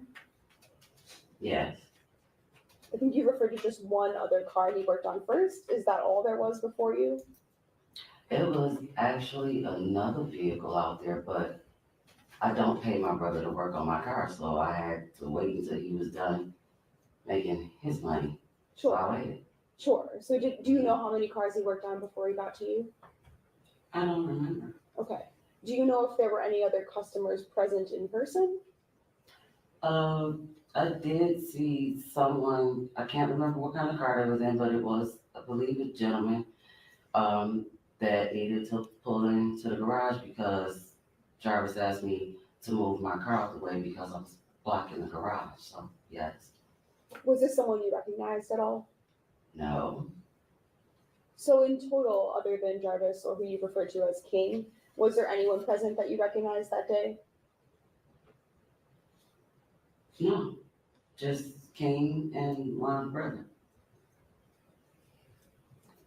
So as you said, the sun set while you were there. Do you know about how long it was light out before it got dark? Well, I got there about 4 o'clock. It didn't take long for it to get dark. I don't remember the exact time, but it got dark pretty fast. Okay, and then other than when you went to the gas station, were you always at the shop? What do you mean? So did you go anywhere else? No, I never left. All I did was move my car when he asked me to move my car. And once the driveway was clear, I back where I was. I didn't go anywhere else. Okay. And when you were present, not going to the gas station, were you always inside your vehicle? Yes. Were your doors open or closed? Closed. Okay, and were your windows up or down? They were up unless I asked him something. Okay, so sometimes if you needed to communicate, you just open the window? Or I would call him, yeah. Yes. And you were saying today that at one point you did speak to Jarvis about who this girl was. Yes.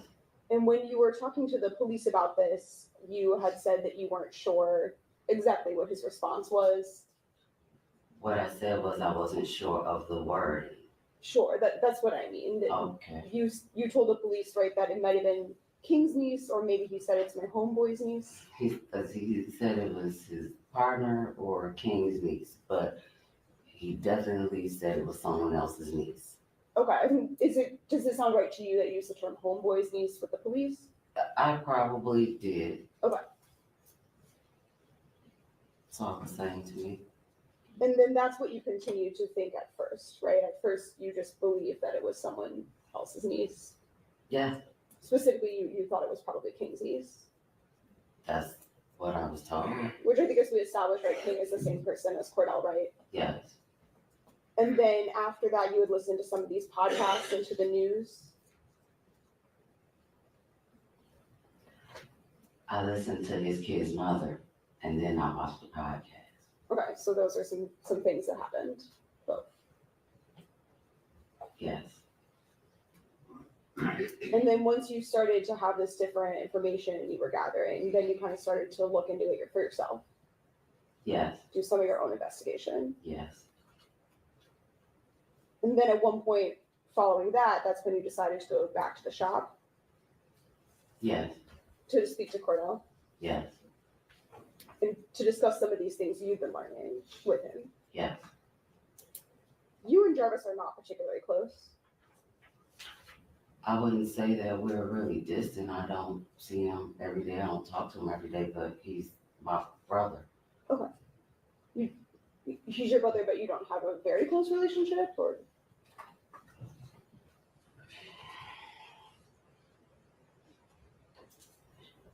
He's my brother. What about with his children? Are you close with his children? Some of the ones that I know, So he has 13 kids, right? I have no idea. Do you have an idea of around how many kids he has? A lot, Okay. Do some of them live with different mothers? yes. And you don't spend time with all of them? No,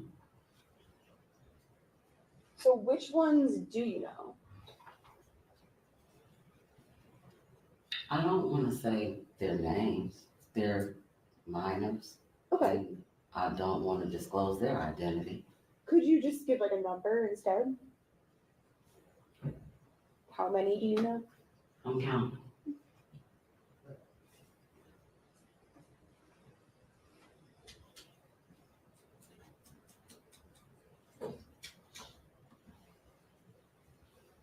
About 8. So when you say 8 that you know, does that mean 8 that you have like personal contact with? I have. Okay. When is the last time that you've seen any of them?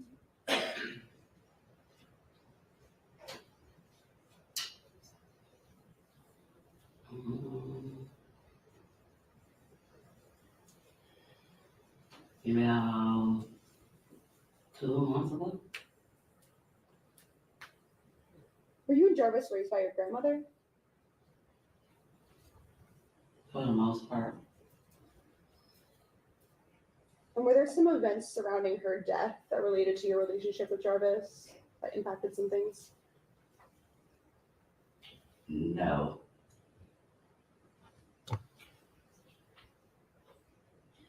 I have no further questions. Thank you. Any redirect? Yes, Judge. Ms. Butts, you said that there was another reason, there was a different reason that you thought that it was Nazai that you had saw that day.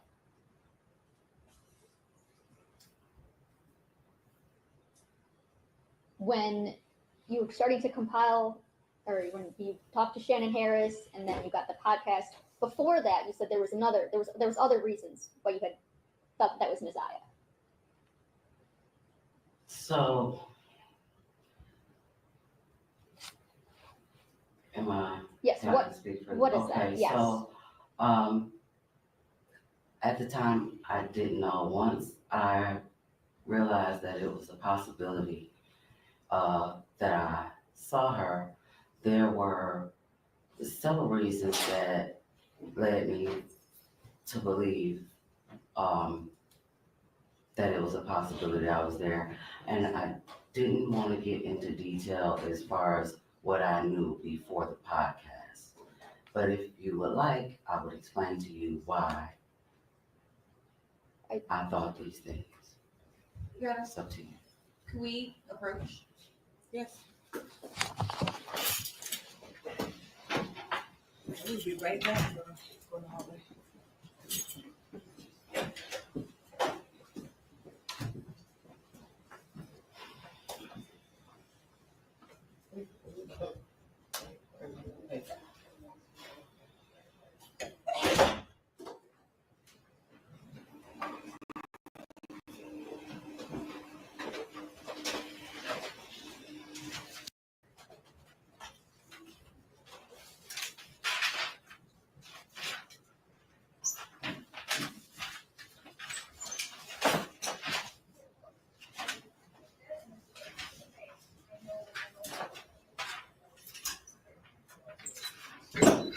that demon.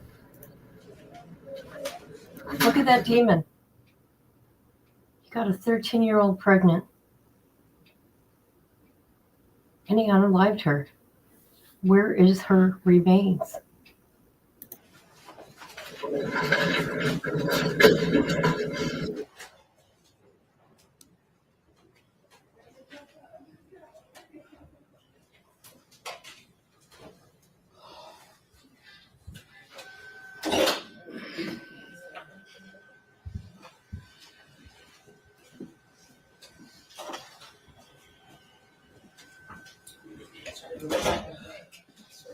You need to do some more? No, just it. Okay.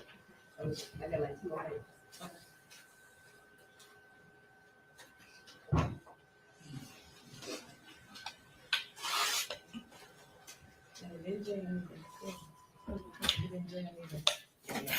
Okay, we are back on the record. Ms. Butts, you are still under oath.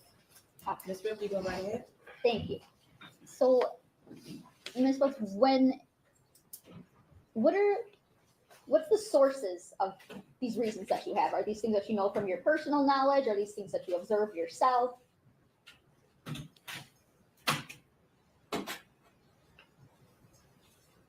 I'm sorry. That's okay. Repeat that. So these reasons that you were thinking of, what are the sources of them? Is it somebody told you something? Is it something that you saw yourself, you observed, or a coupling of that? I would say a bit of both. Things that I was told and things that I heard. Okay. Were there heard from Jarvis? No. Okay. Were these things that you had already known prior Prior to thinking that was Messiah that you saw? I'm sorry, I'm confused on the question. So are these things the sources that you have for these reasons? Are they like things that you have personal knowledge of, or are they things that somebody told you about?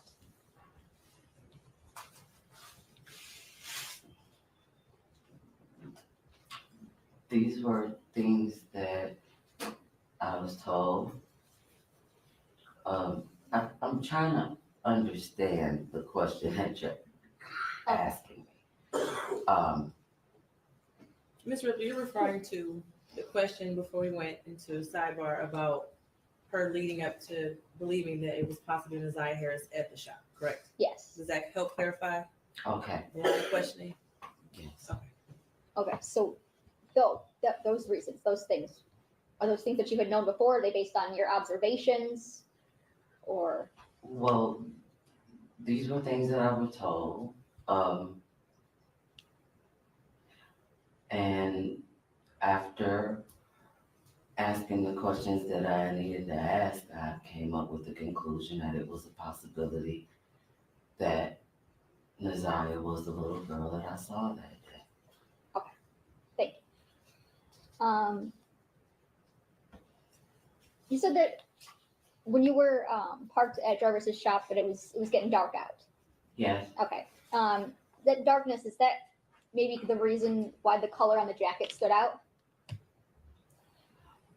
Well, the jacket didn't stand out until I was walking into the gas station behind her because I wasn't really like paying attention to what she had on. I just kept seeing her get in and out of the truck, going in the gas station and coming back to the truck.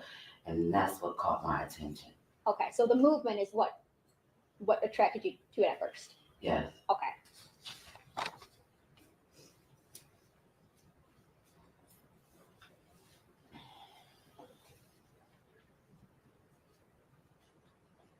Nothing for the judge. Nothing further. Okay, Ms. Bussey, you're done testifying. Watch your step coming out of the witness box, okay? Okay, one last witness for today, correct? Yes, Judge. At this time, people would call Latricia Johnson.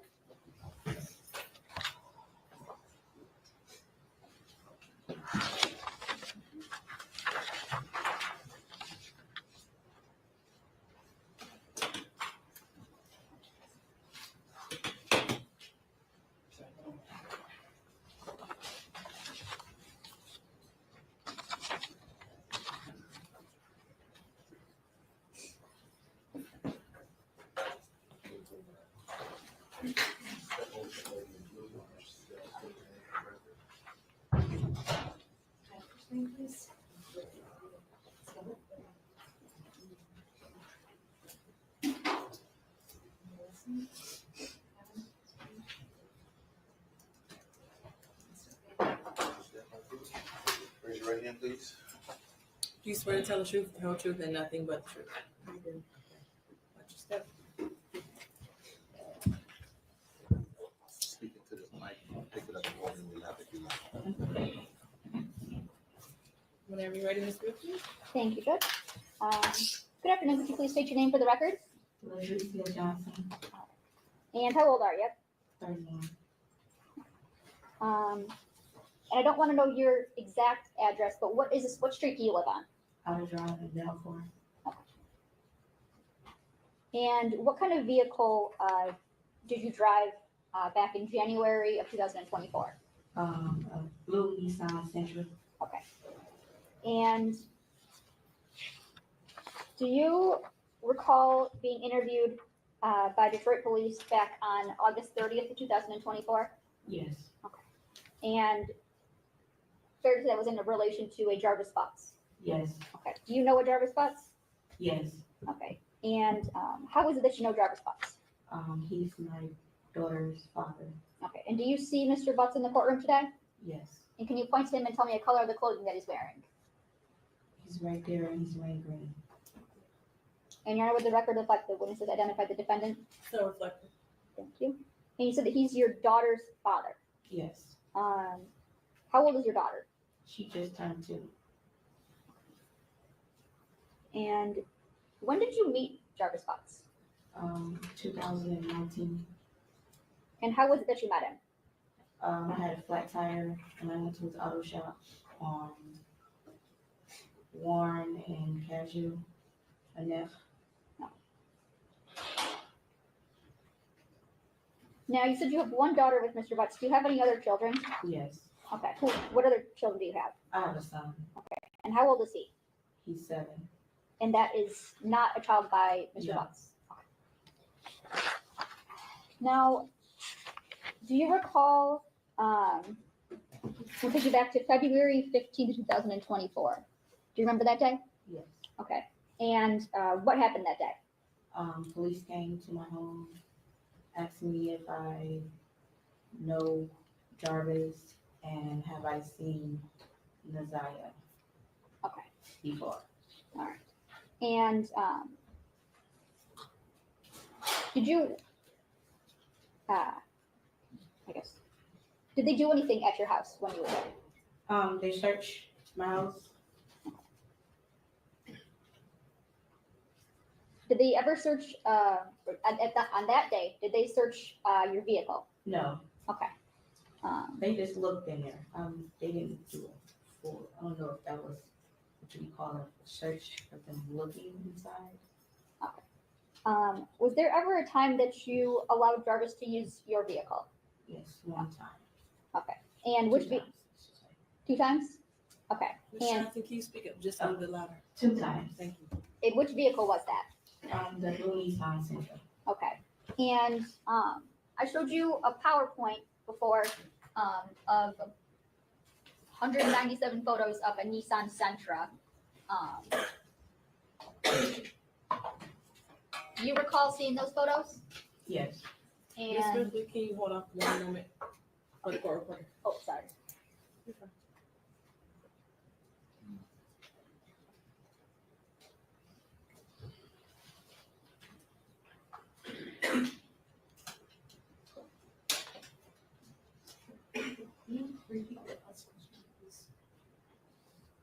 Yes. Do you recall me showing you the photos of a Nissan Sentra before? Yes. Okay. And in showing you those photos, did those fairly and accurately depict how your Nissan Sentra looked back on August 30th, 2024? Yes. Okay. Now,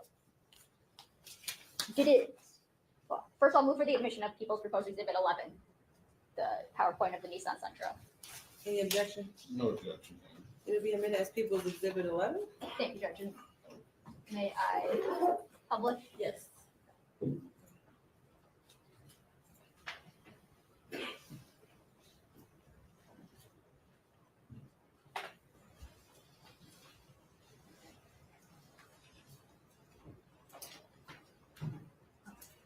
Now, when you let Jarvis Butts borrow your vehicle, did it look? Oops, sorry. Did it look how it was photoed? The back was messed up, but the front was good. Okay. It was fixed. So back in January of 2024, your car still had the front end? Yes. Okay. Is that the only difference in how it looked On from? the photo, yes. Okay. So that's the only difference in how it looked from January of 2024? Yes. Okay. When is it that Mr. Butts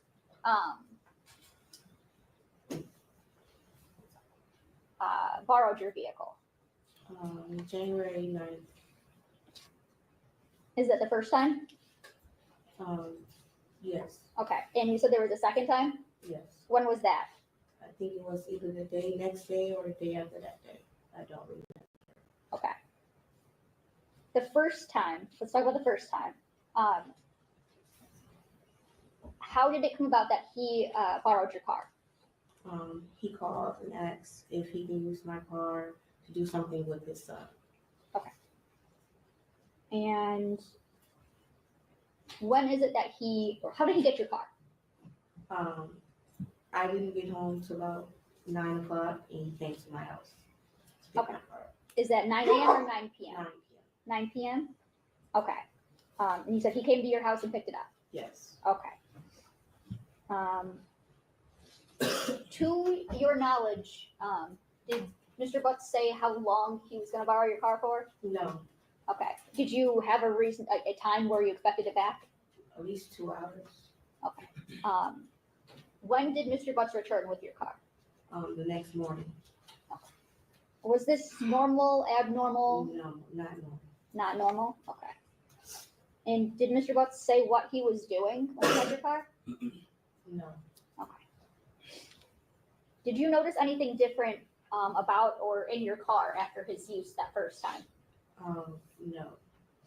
Okay. Did you notice anything in the back seat that was different? There was a pair of glasses that was left that my son was playing with at the time. Okay. And I'm going to show you.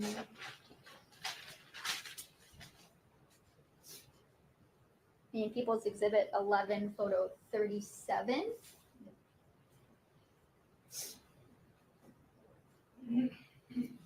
Where at would your son be sitting? On the passenger side. Okay, in the passenger. On the back seat. So,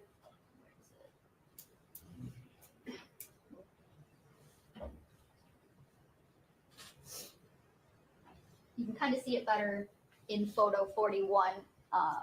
He would sit behind the passenger seat? Yes. Okay.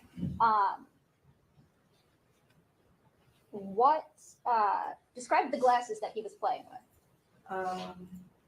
I believe they were clear around the frame part. I don't know what the ends look like, but I do remember they were clear around the frames. Okay. And I want to show you what's already been introduced as People's Exhibit 12.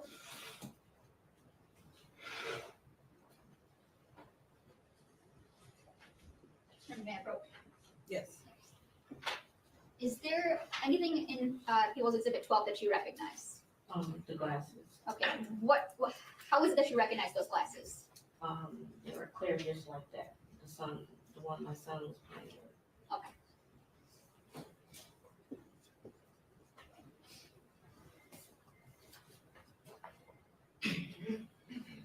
Now, you said your son was playing with them in the back seat. How did you get them from your son? I told him to give them to me because I didn't know whose glasses they were. Okay. How is it that you go to ask or come to ask Jarvis about these glasses? Well, my son was playing with them when I was with Jarvis at his shop. And I guess the next day I went up to the shop and my son, picking my son up from school, Jarvis was see his daughter and my son was playing in the back with the glasses. Okay. From when Jarvis had borrowed your car and returned it to you picking up your son from school, had anybody else borrowed your car? No. Okay. So you're at the shop. You see your son playing with the glasses. You take them from him. Is that a yes? Yes, I'm sorry. Okay. Now tell me, what does Jarvis do? He snatched them from me and said those were his son's glasses. Okay. Okay. And do you think anything of this at the time? No, I just thought that was his sunglasses because he said he was taking his son somewhere in the car. All right. Now the second time that Jarvis asked to use your car, you said that was either the day after or the next day. Yes. Okay. Tell me about how that comes to happen. Well, he comes to my house when he get off work. He comes by to get my car. Said he needs to use it again for his son. I said okay. And he said he wasn't gonna be gone for that long like he was the time before. I said okay. He was only gone for like 2 hours, 2 to 3 hours.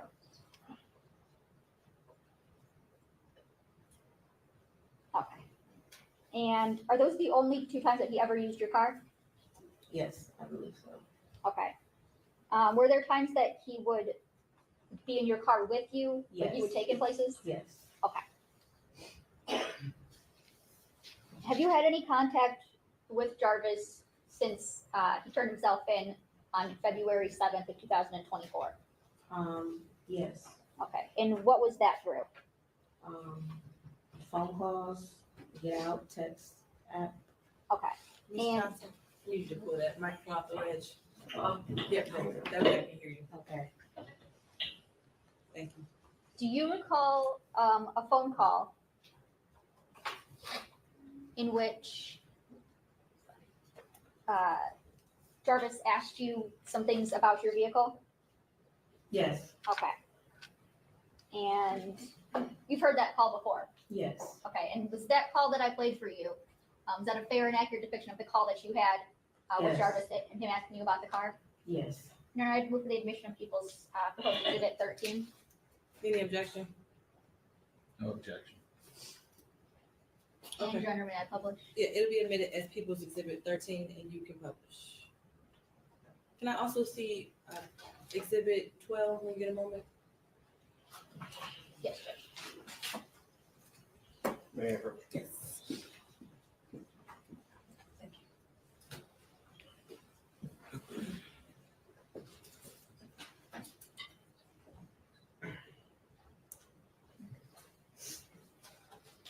And for the record, this phone call is 6 minutes and 43 seconds long. The call from You didn't get what she said? convenience at Wayne County Jail. This call is subject to recording and monitoring. The inmate has requested that you pay for this call. If you don't wish to talk, hang up now. Thank you for using Tell Me.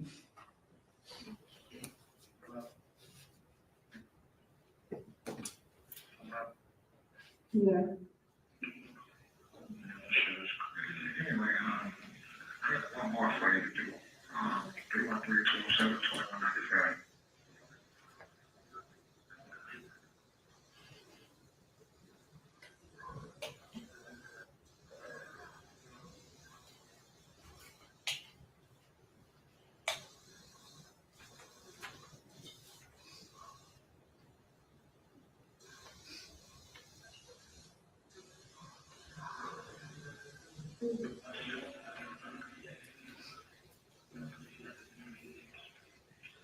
Hello.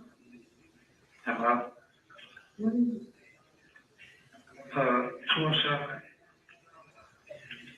2197. 217? Huh? 217? 0.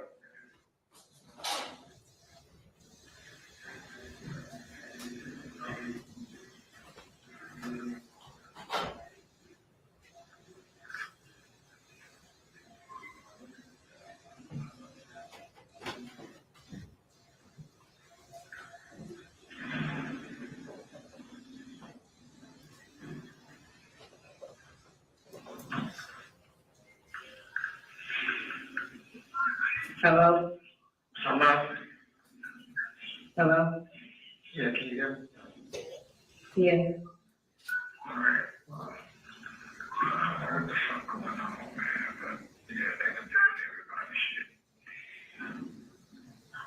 You said what? I said, I don't know what the fuck going on, but they done did everybody shit. Everybody shit. You on everybody house? They come to my shit?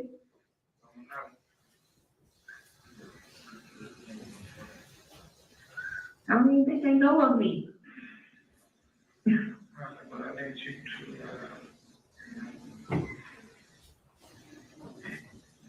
anything that I had, anything that I touched,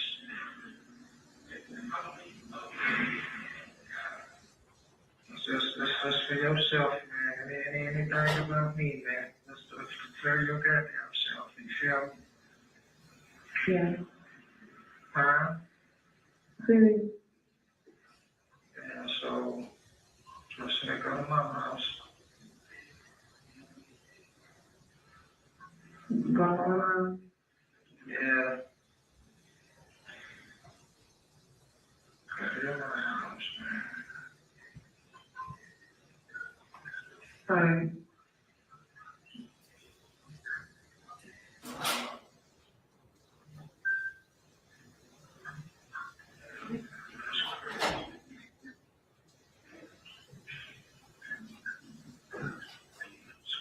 How you calling me? My house, I'm doing something I ain't supposed to be doing. Go to my house, man.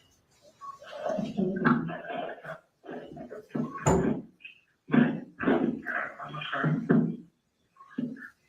Huh? Go to my house, get my car. You in her car? You gotta go home, use her car. Okay.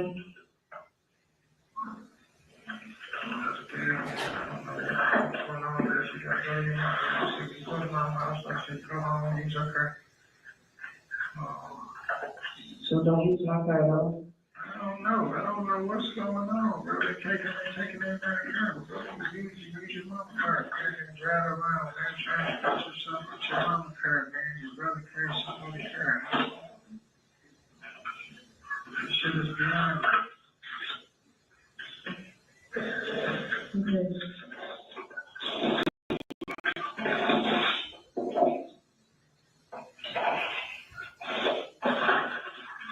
It's beyond me. I don't know what the fuck, man. Clean the motherfuckers up or something. I don't know. My car? Yeah, they got my phone. They got my cars. They got their cars. They got their guns. I don't know what the fuck they do, bro.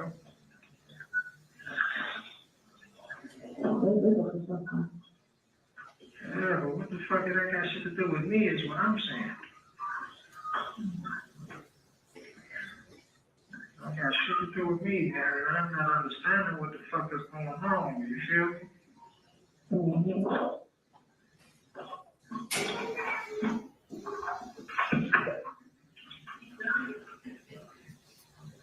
I'll call you later, man. Like, I don't know what's going on wrap my head around this shit, though. This shit's starting to piss me off. Okay. I'll get in touch with you later, man. Okay. All right.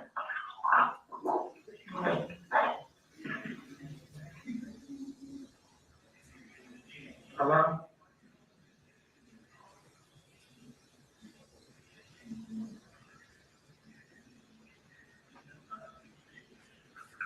Hello. Hello? Mm-hmm. What's going on, bro? You got your job, your regular job? Mm-hmm. Yeah. My regular job. 6:45. I'll call you about 7:30. All right. I love you. 22.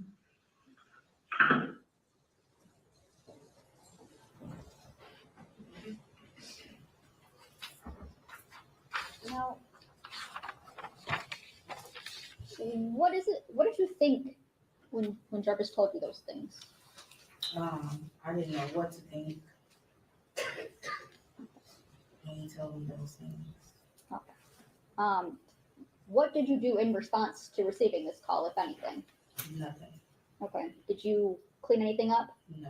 Did you wipe anything down? No. Okay. And that would be in your house? Yes. House, car, Car? everything. Okay. Didn't touch it. Nothing. All right.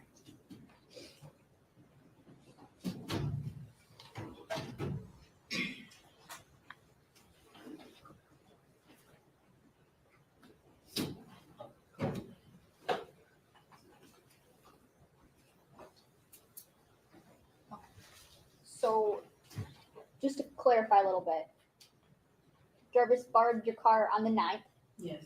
brought it back the 10th in the morning, Yes. Did- Yeah. about 6 a.m. or so, or in the Yeah. morning? In the morning, about 8:30, 8 o'clock. 8:30. All I right. was taking my son to school. Okay. And did he borrow it later that day again or the next day? I can't remember. It was later that day or the next day. I just know he did it again. Okay.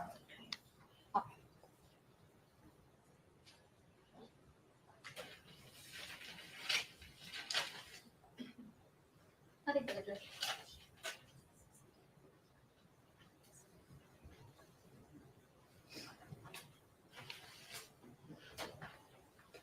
Good afternoon.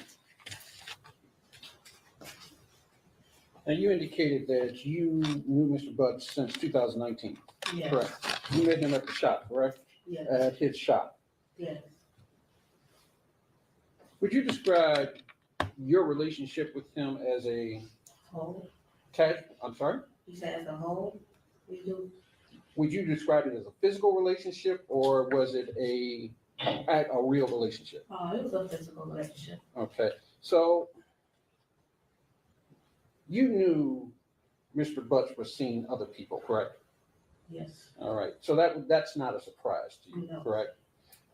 The fact that he lied to me, that's a surprise.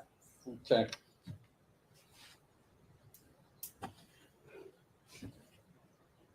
So he would tell you he was coming over and you wouldn't know where he was coming from, correct? Yes. That's nothing new. That's nothing. Okay.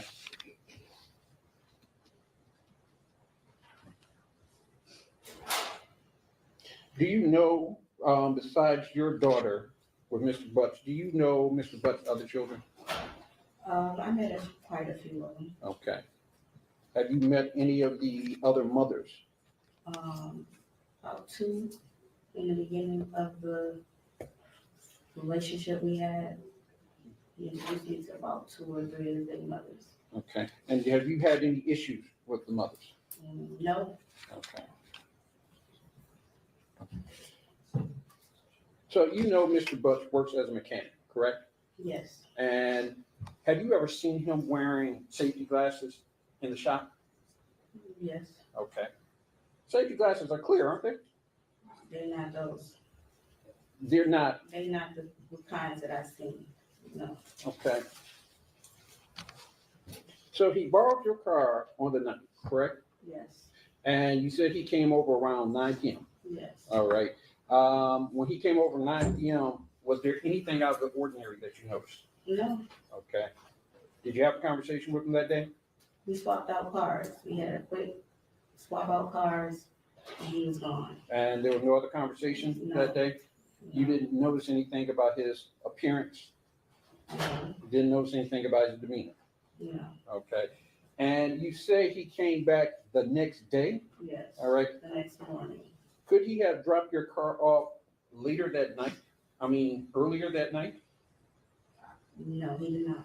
He didn't drop it off at, say, 2 or 3 o'clock in the morning? No, he did not. Okay. And you said that your son, and forgive me, I'm not trying to be disrespectful, but there was a lot of things in this car. Mhm. Is that the condition the car always was in?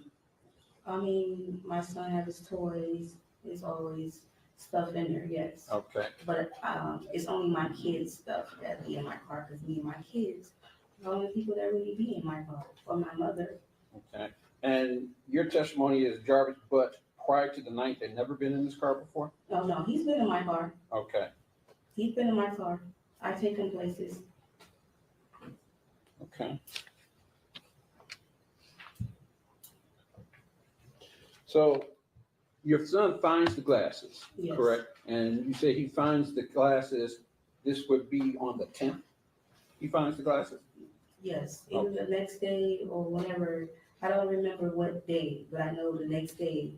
It was the next day we went over. Yes, it was. So you're not sure what day the glasses were I'm found? not sure what day the glasses was found because I went to his job twice Okay. after that. So I don't know which day. I don't know if it was the 10th or the 11th. So it could have been either day. Yes. All right.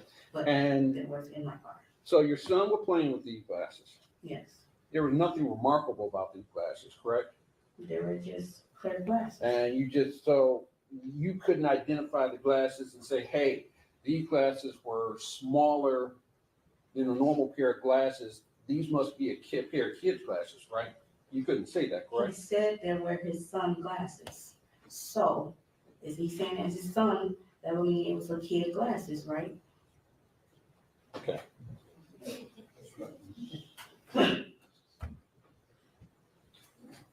So he said they were his son's glasses? Yes.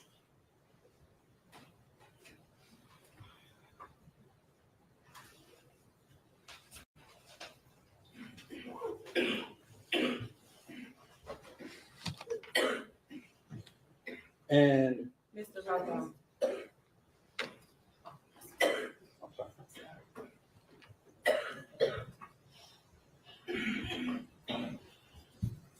Need a minute.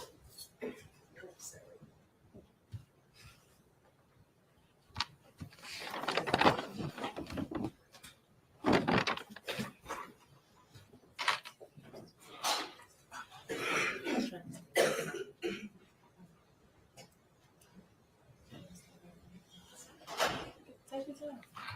You sure? I gotta hold you one more. Oh, okay, I got you.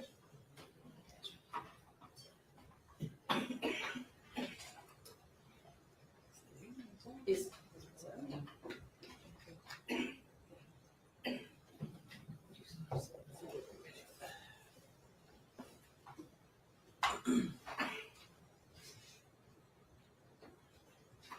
okay, go right ahead. all right. So you said your son was playing with the glasses, correct?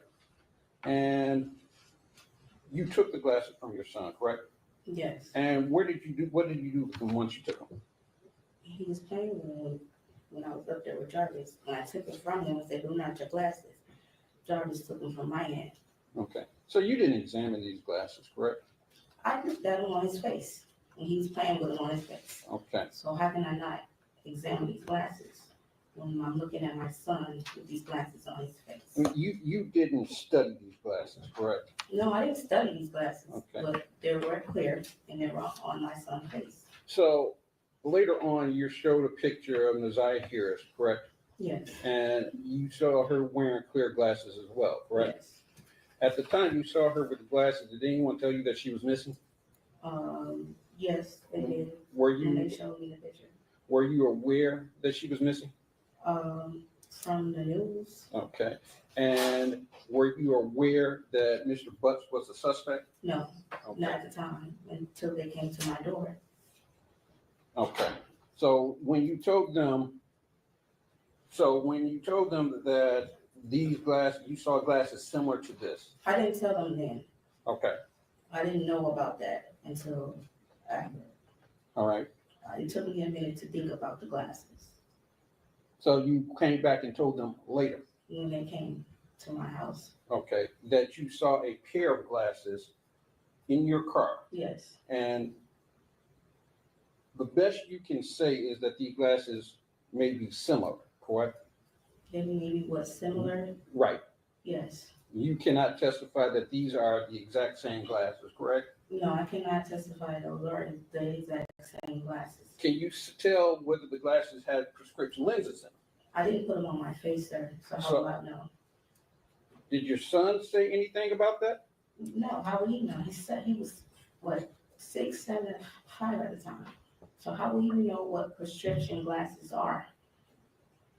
You wearing prescription glasses, right? Yes, If you take them off, you see differently, correct? yes, but I did not put the glasses on. Yeah. So how will I know they were prescription glasses if I didn't wear them? My question My son was, wore the glasses, so how am I supposed to know? I don't have his eyes. my question was, did your son say anything about the No, glasses? He didn't He say was that. playing with the glasses and I told him to take the glasses off because we didn't know who glasses they were. Okay. I didn't know if they were prescription, so I told him to take them off.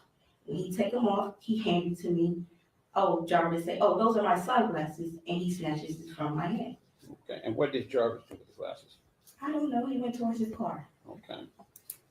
You didn't think anything else of the glasses, did you? No, Okay. all he said was those were his sunglasses at the time. You're employed? Yes. All right. And your Nissan, was that your primary mode of transportation? No. That was a secondary car? Yes. Okay.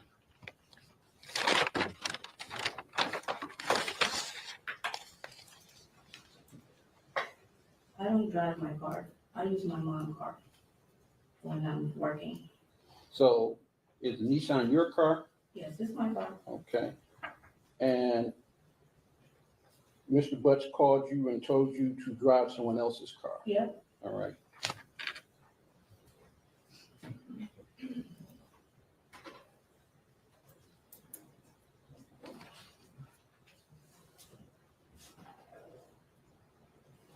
Just one moment.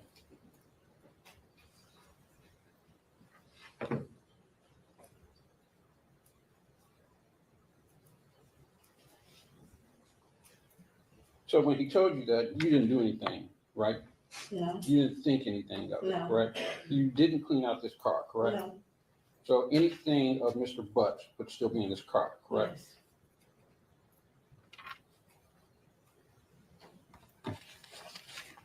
Thank you. I have no further questions. Any redirect? Yes, Judge. Ms. Johnson, you were asked about knowing that Mr. Butts was seeing other women. Yes. But you said he lied about things. Yes. What is it that he lied about? About how many women, if he was still dealing with the women, Okay. everything, pretty much. Okay. So you didn't, fair to say you wouldn't know how many women were out there? Yes. Okay. And did you know that he would be dealing with women at the same time as he was dealing with you? Indiana, Yes. I'm going to object at this point. I'm not sure what the relevance of that is as to this. How many women he's dealing with. It goes Do you have a to, response? yeah, it goes to whether or not he would be like whether he's secretive about things, whether he would know about. He's very. 1 second, Ms. Johnson. Yeah. It's okay, 1 second. I mean, that was really that was really the extent of the It question. was asking Ross how Yeah. many women he slept with Yeah. and whether she knew. Wanted to get that was really the extent of the question. Okay, we'll just ask the question again. Yeah. Just was he a secretive person to you? Yes, he's very secretive. Okay. And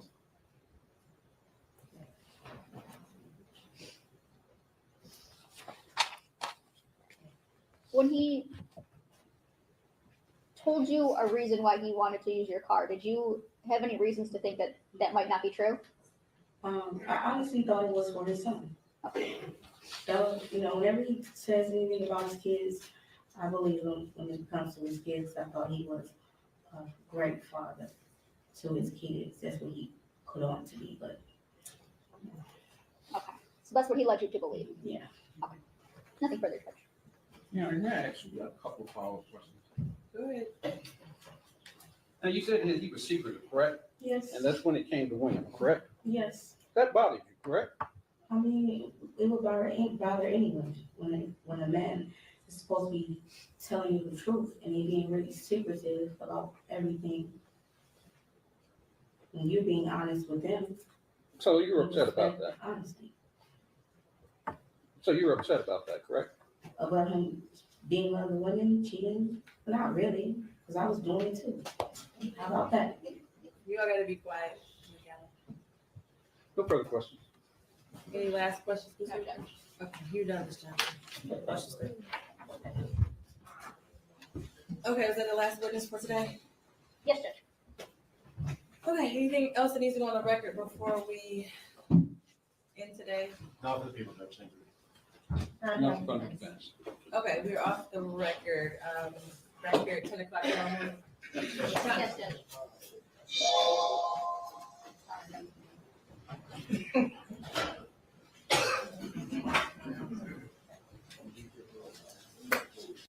Define and broaden what major crime in public housing.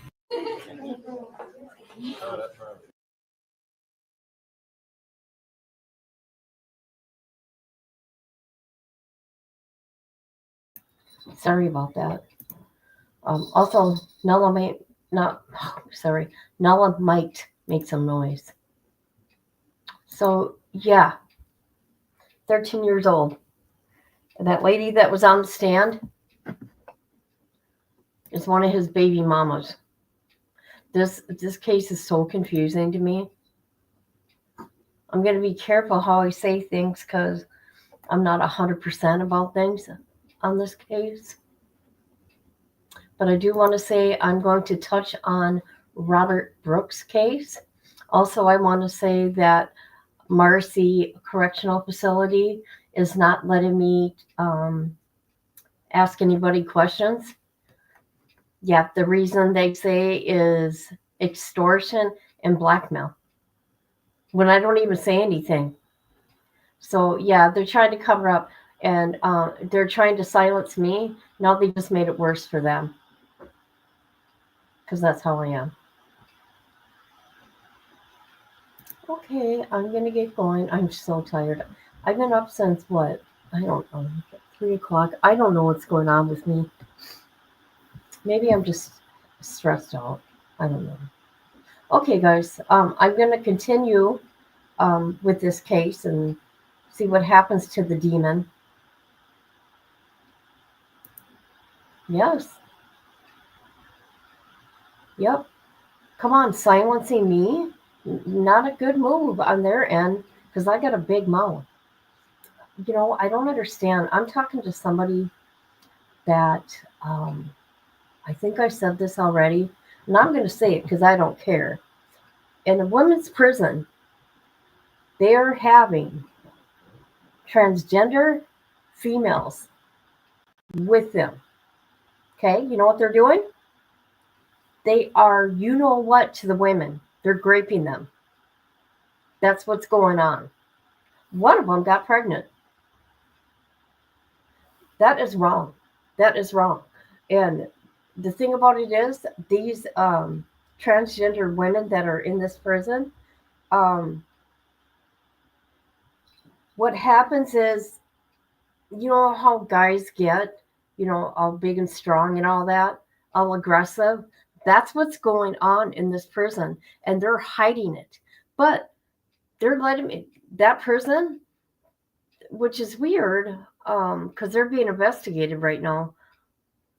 They're letting my emails go through, but not Robert Smith's. But I don't know, because I'm going to be exposing this prison, and I'm sorry, transgender women should not be in the prison. It has showed that they are violating women in the prison system. Yes, sure do. You know, those women are in there dealing with their own stuff, and they got to be afraid, and they're afraid to say anything. This one woman is being strong, and she's talking about what's going on there. But the prison is not answering questions. They said they take this stuff real serious. Real serious when one gets pregnant. What's going on here? Why? And I'm not being mean. Why is there so many rights? I don't understand. I don't understand it. I don't think I ever will. And that's not being hateful, so don't even go there. These things that are happening right now, that's messed up. That's wrong.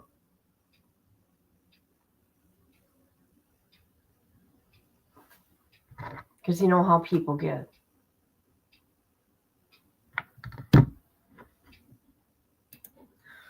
Oh, Charles needs to be brought on the COs for letting this happen.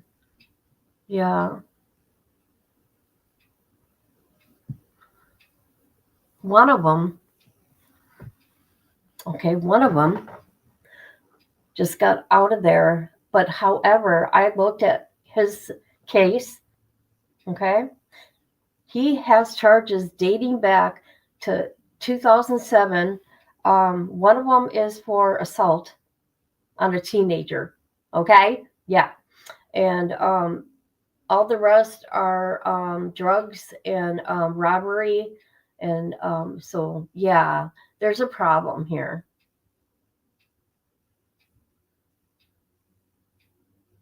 Yeah.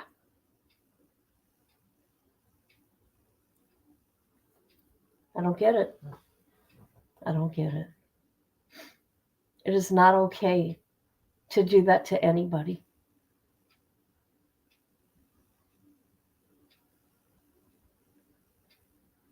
I doubt anything will get done, actually. But that's okay, because I'm going to find him. Yes, I am. Watch me. Watch me, people.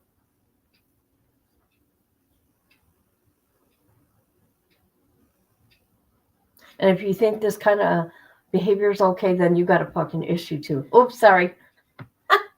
My mouth. Really, really. If you're going to stick up for somebody like that, something's wrong with you. That says a lot about you. Okay? I just have a problem when people are violated. Okay? Because I have been, and I never got justice. Okay? I know. We know that. Sometimes my mouth does get me in trouble, which is stupid, because I can I have an opinion? Can't I say my truth? No. No, everybody goes and cries like a little baby.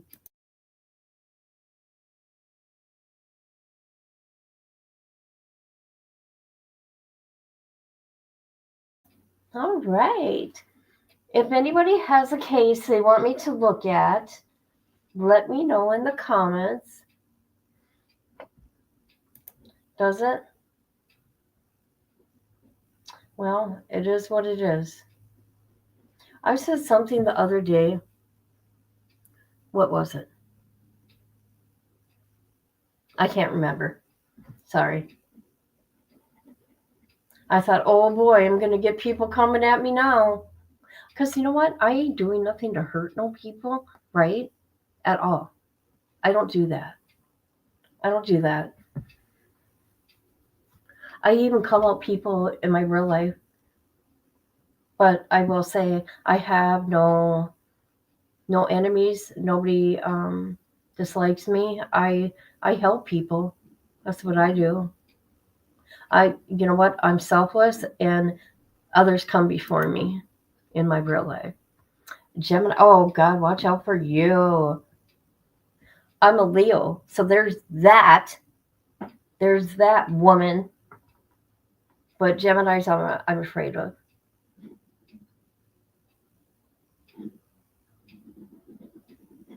I don't know what to do, right?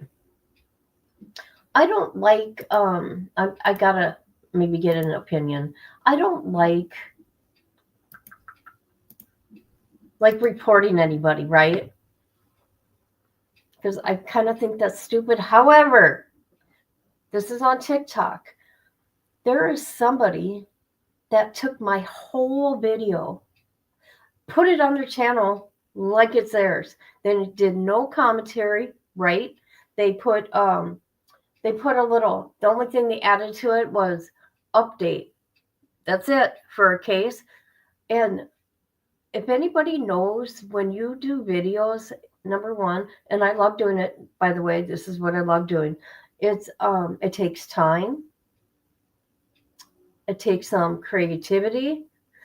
You could have gave it some commentary. You could have taken a clip of it, not the whole video, and put it on your channel like it's your own. I'm really bothered by it. How is that a big deal or not? Am I being stupid or what? Anybody? Oh, thank you, thank you, thank you. I'm sorry, thank you. I try. I do.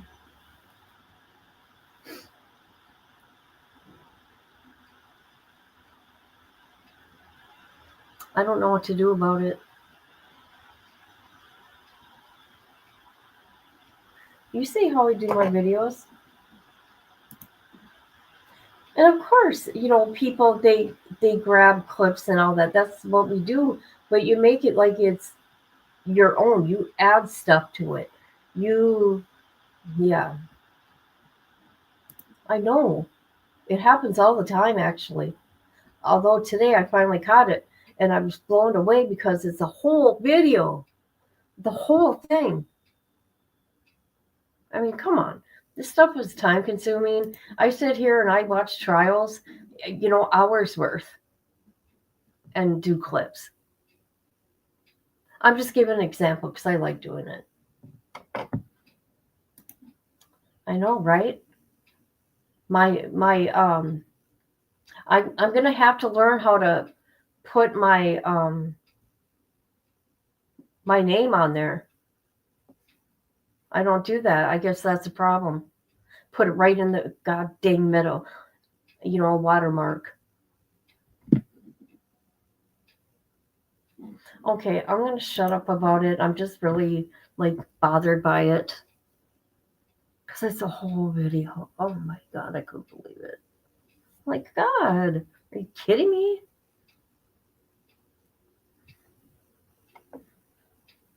All right, I'm gonna go. Misty, I love you, girl. Thank you for always being here for me. I hope you have a good day at work because that's what you're doing. You're at work like always. You always give credit to the. I do. I do it all the time. All the time. All right, and thanks to everybody that watches the replay. And I'm gonna give updates about this case. And I'm gonna do something on Robert Brooks' case today. Yes, I am. Nothing's getting done and nobody's talking about the case. Like, as a mainstream media, I don't understand it. All right. Talk to you guys later.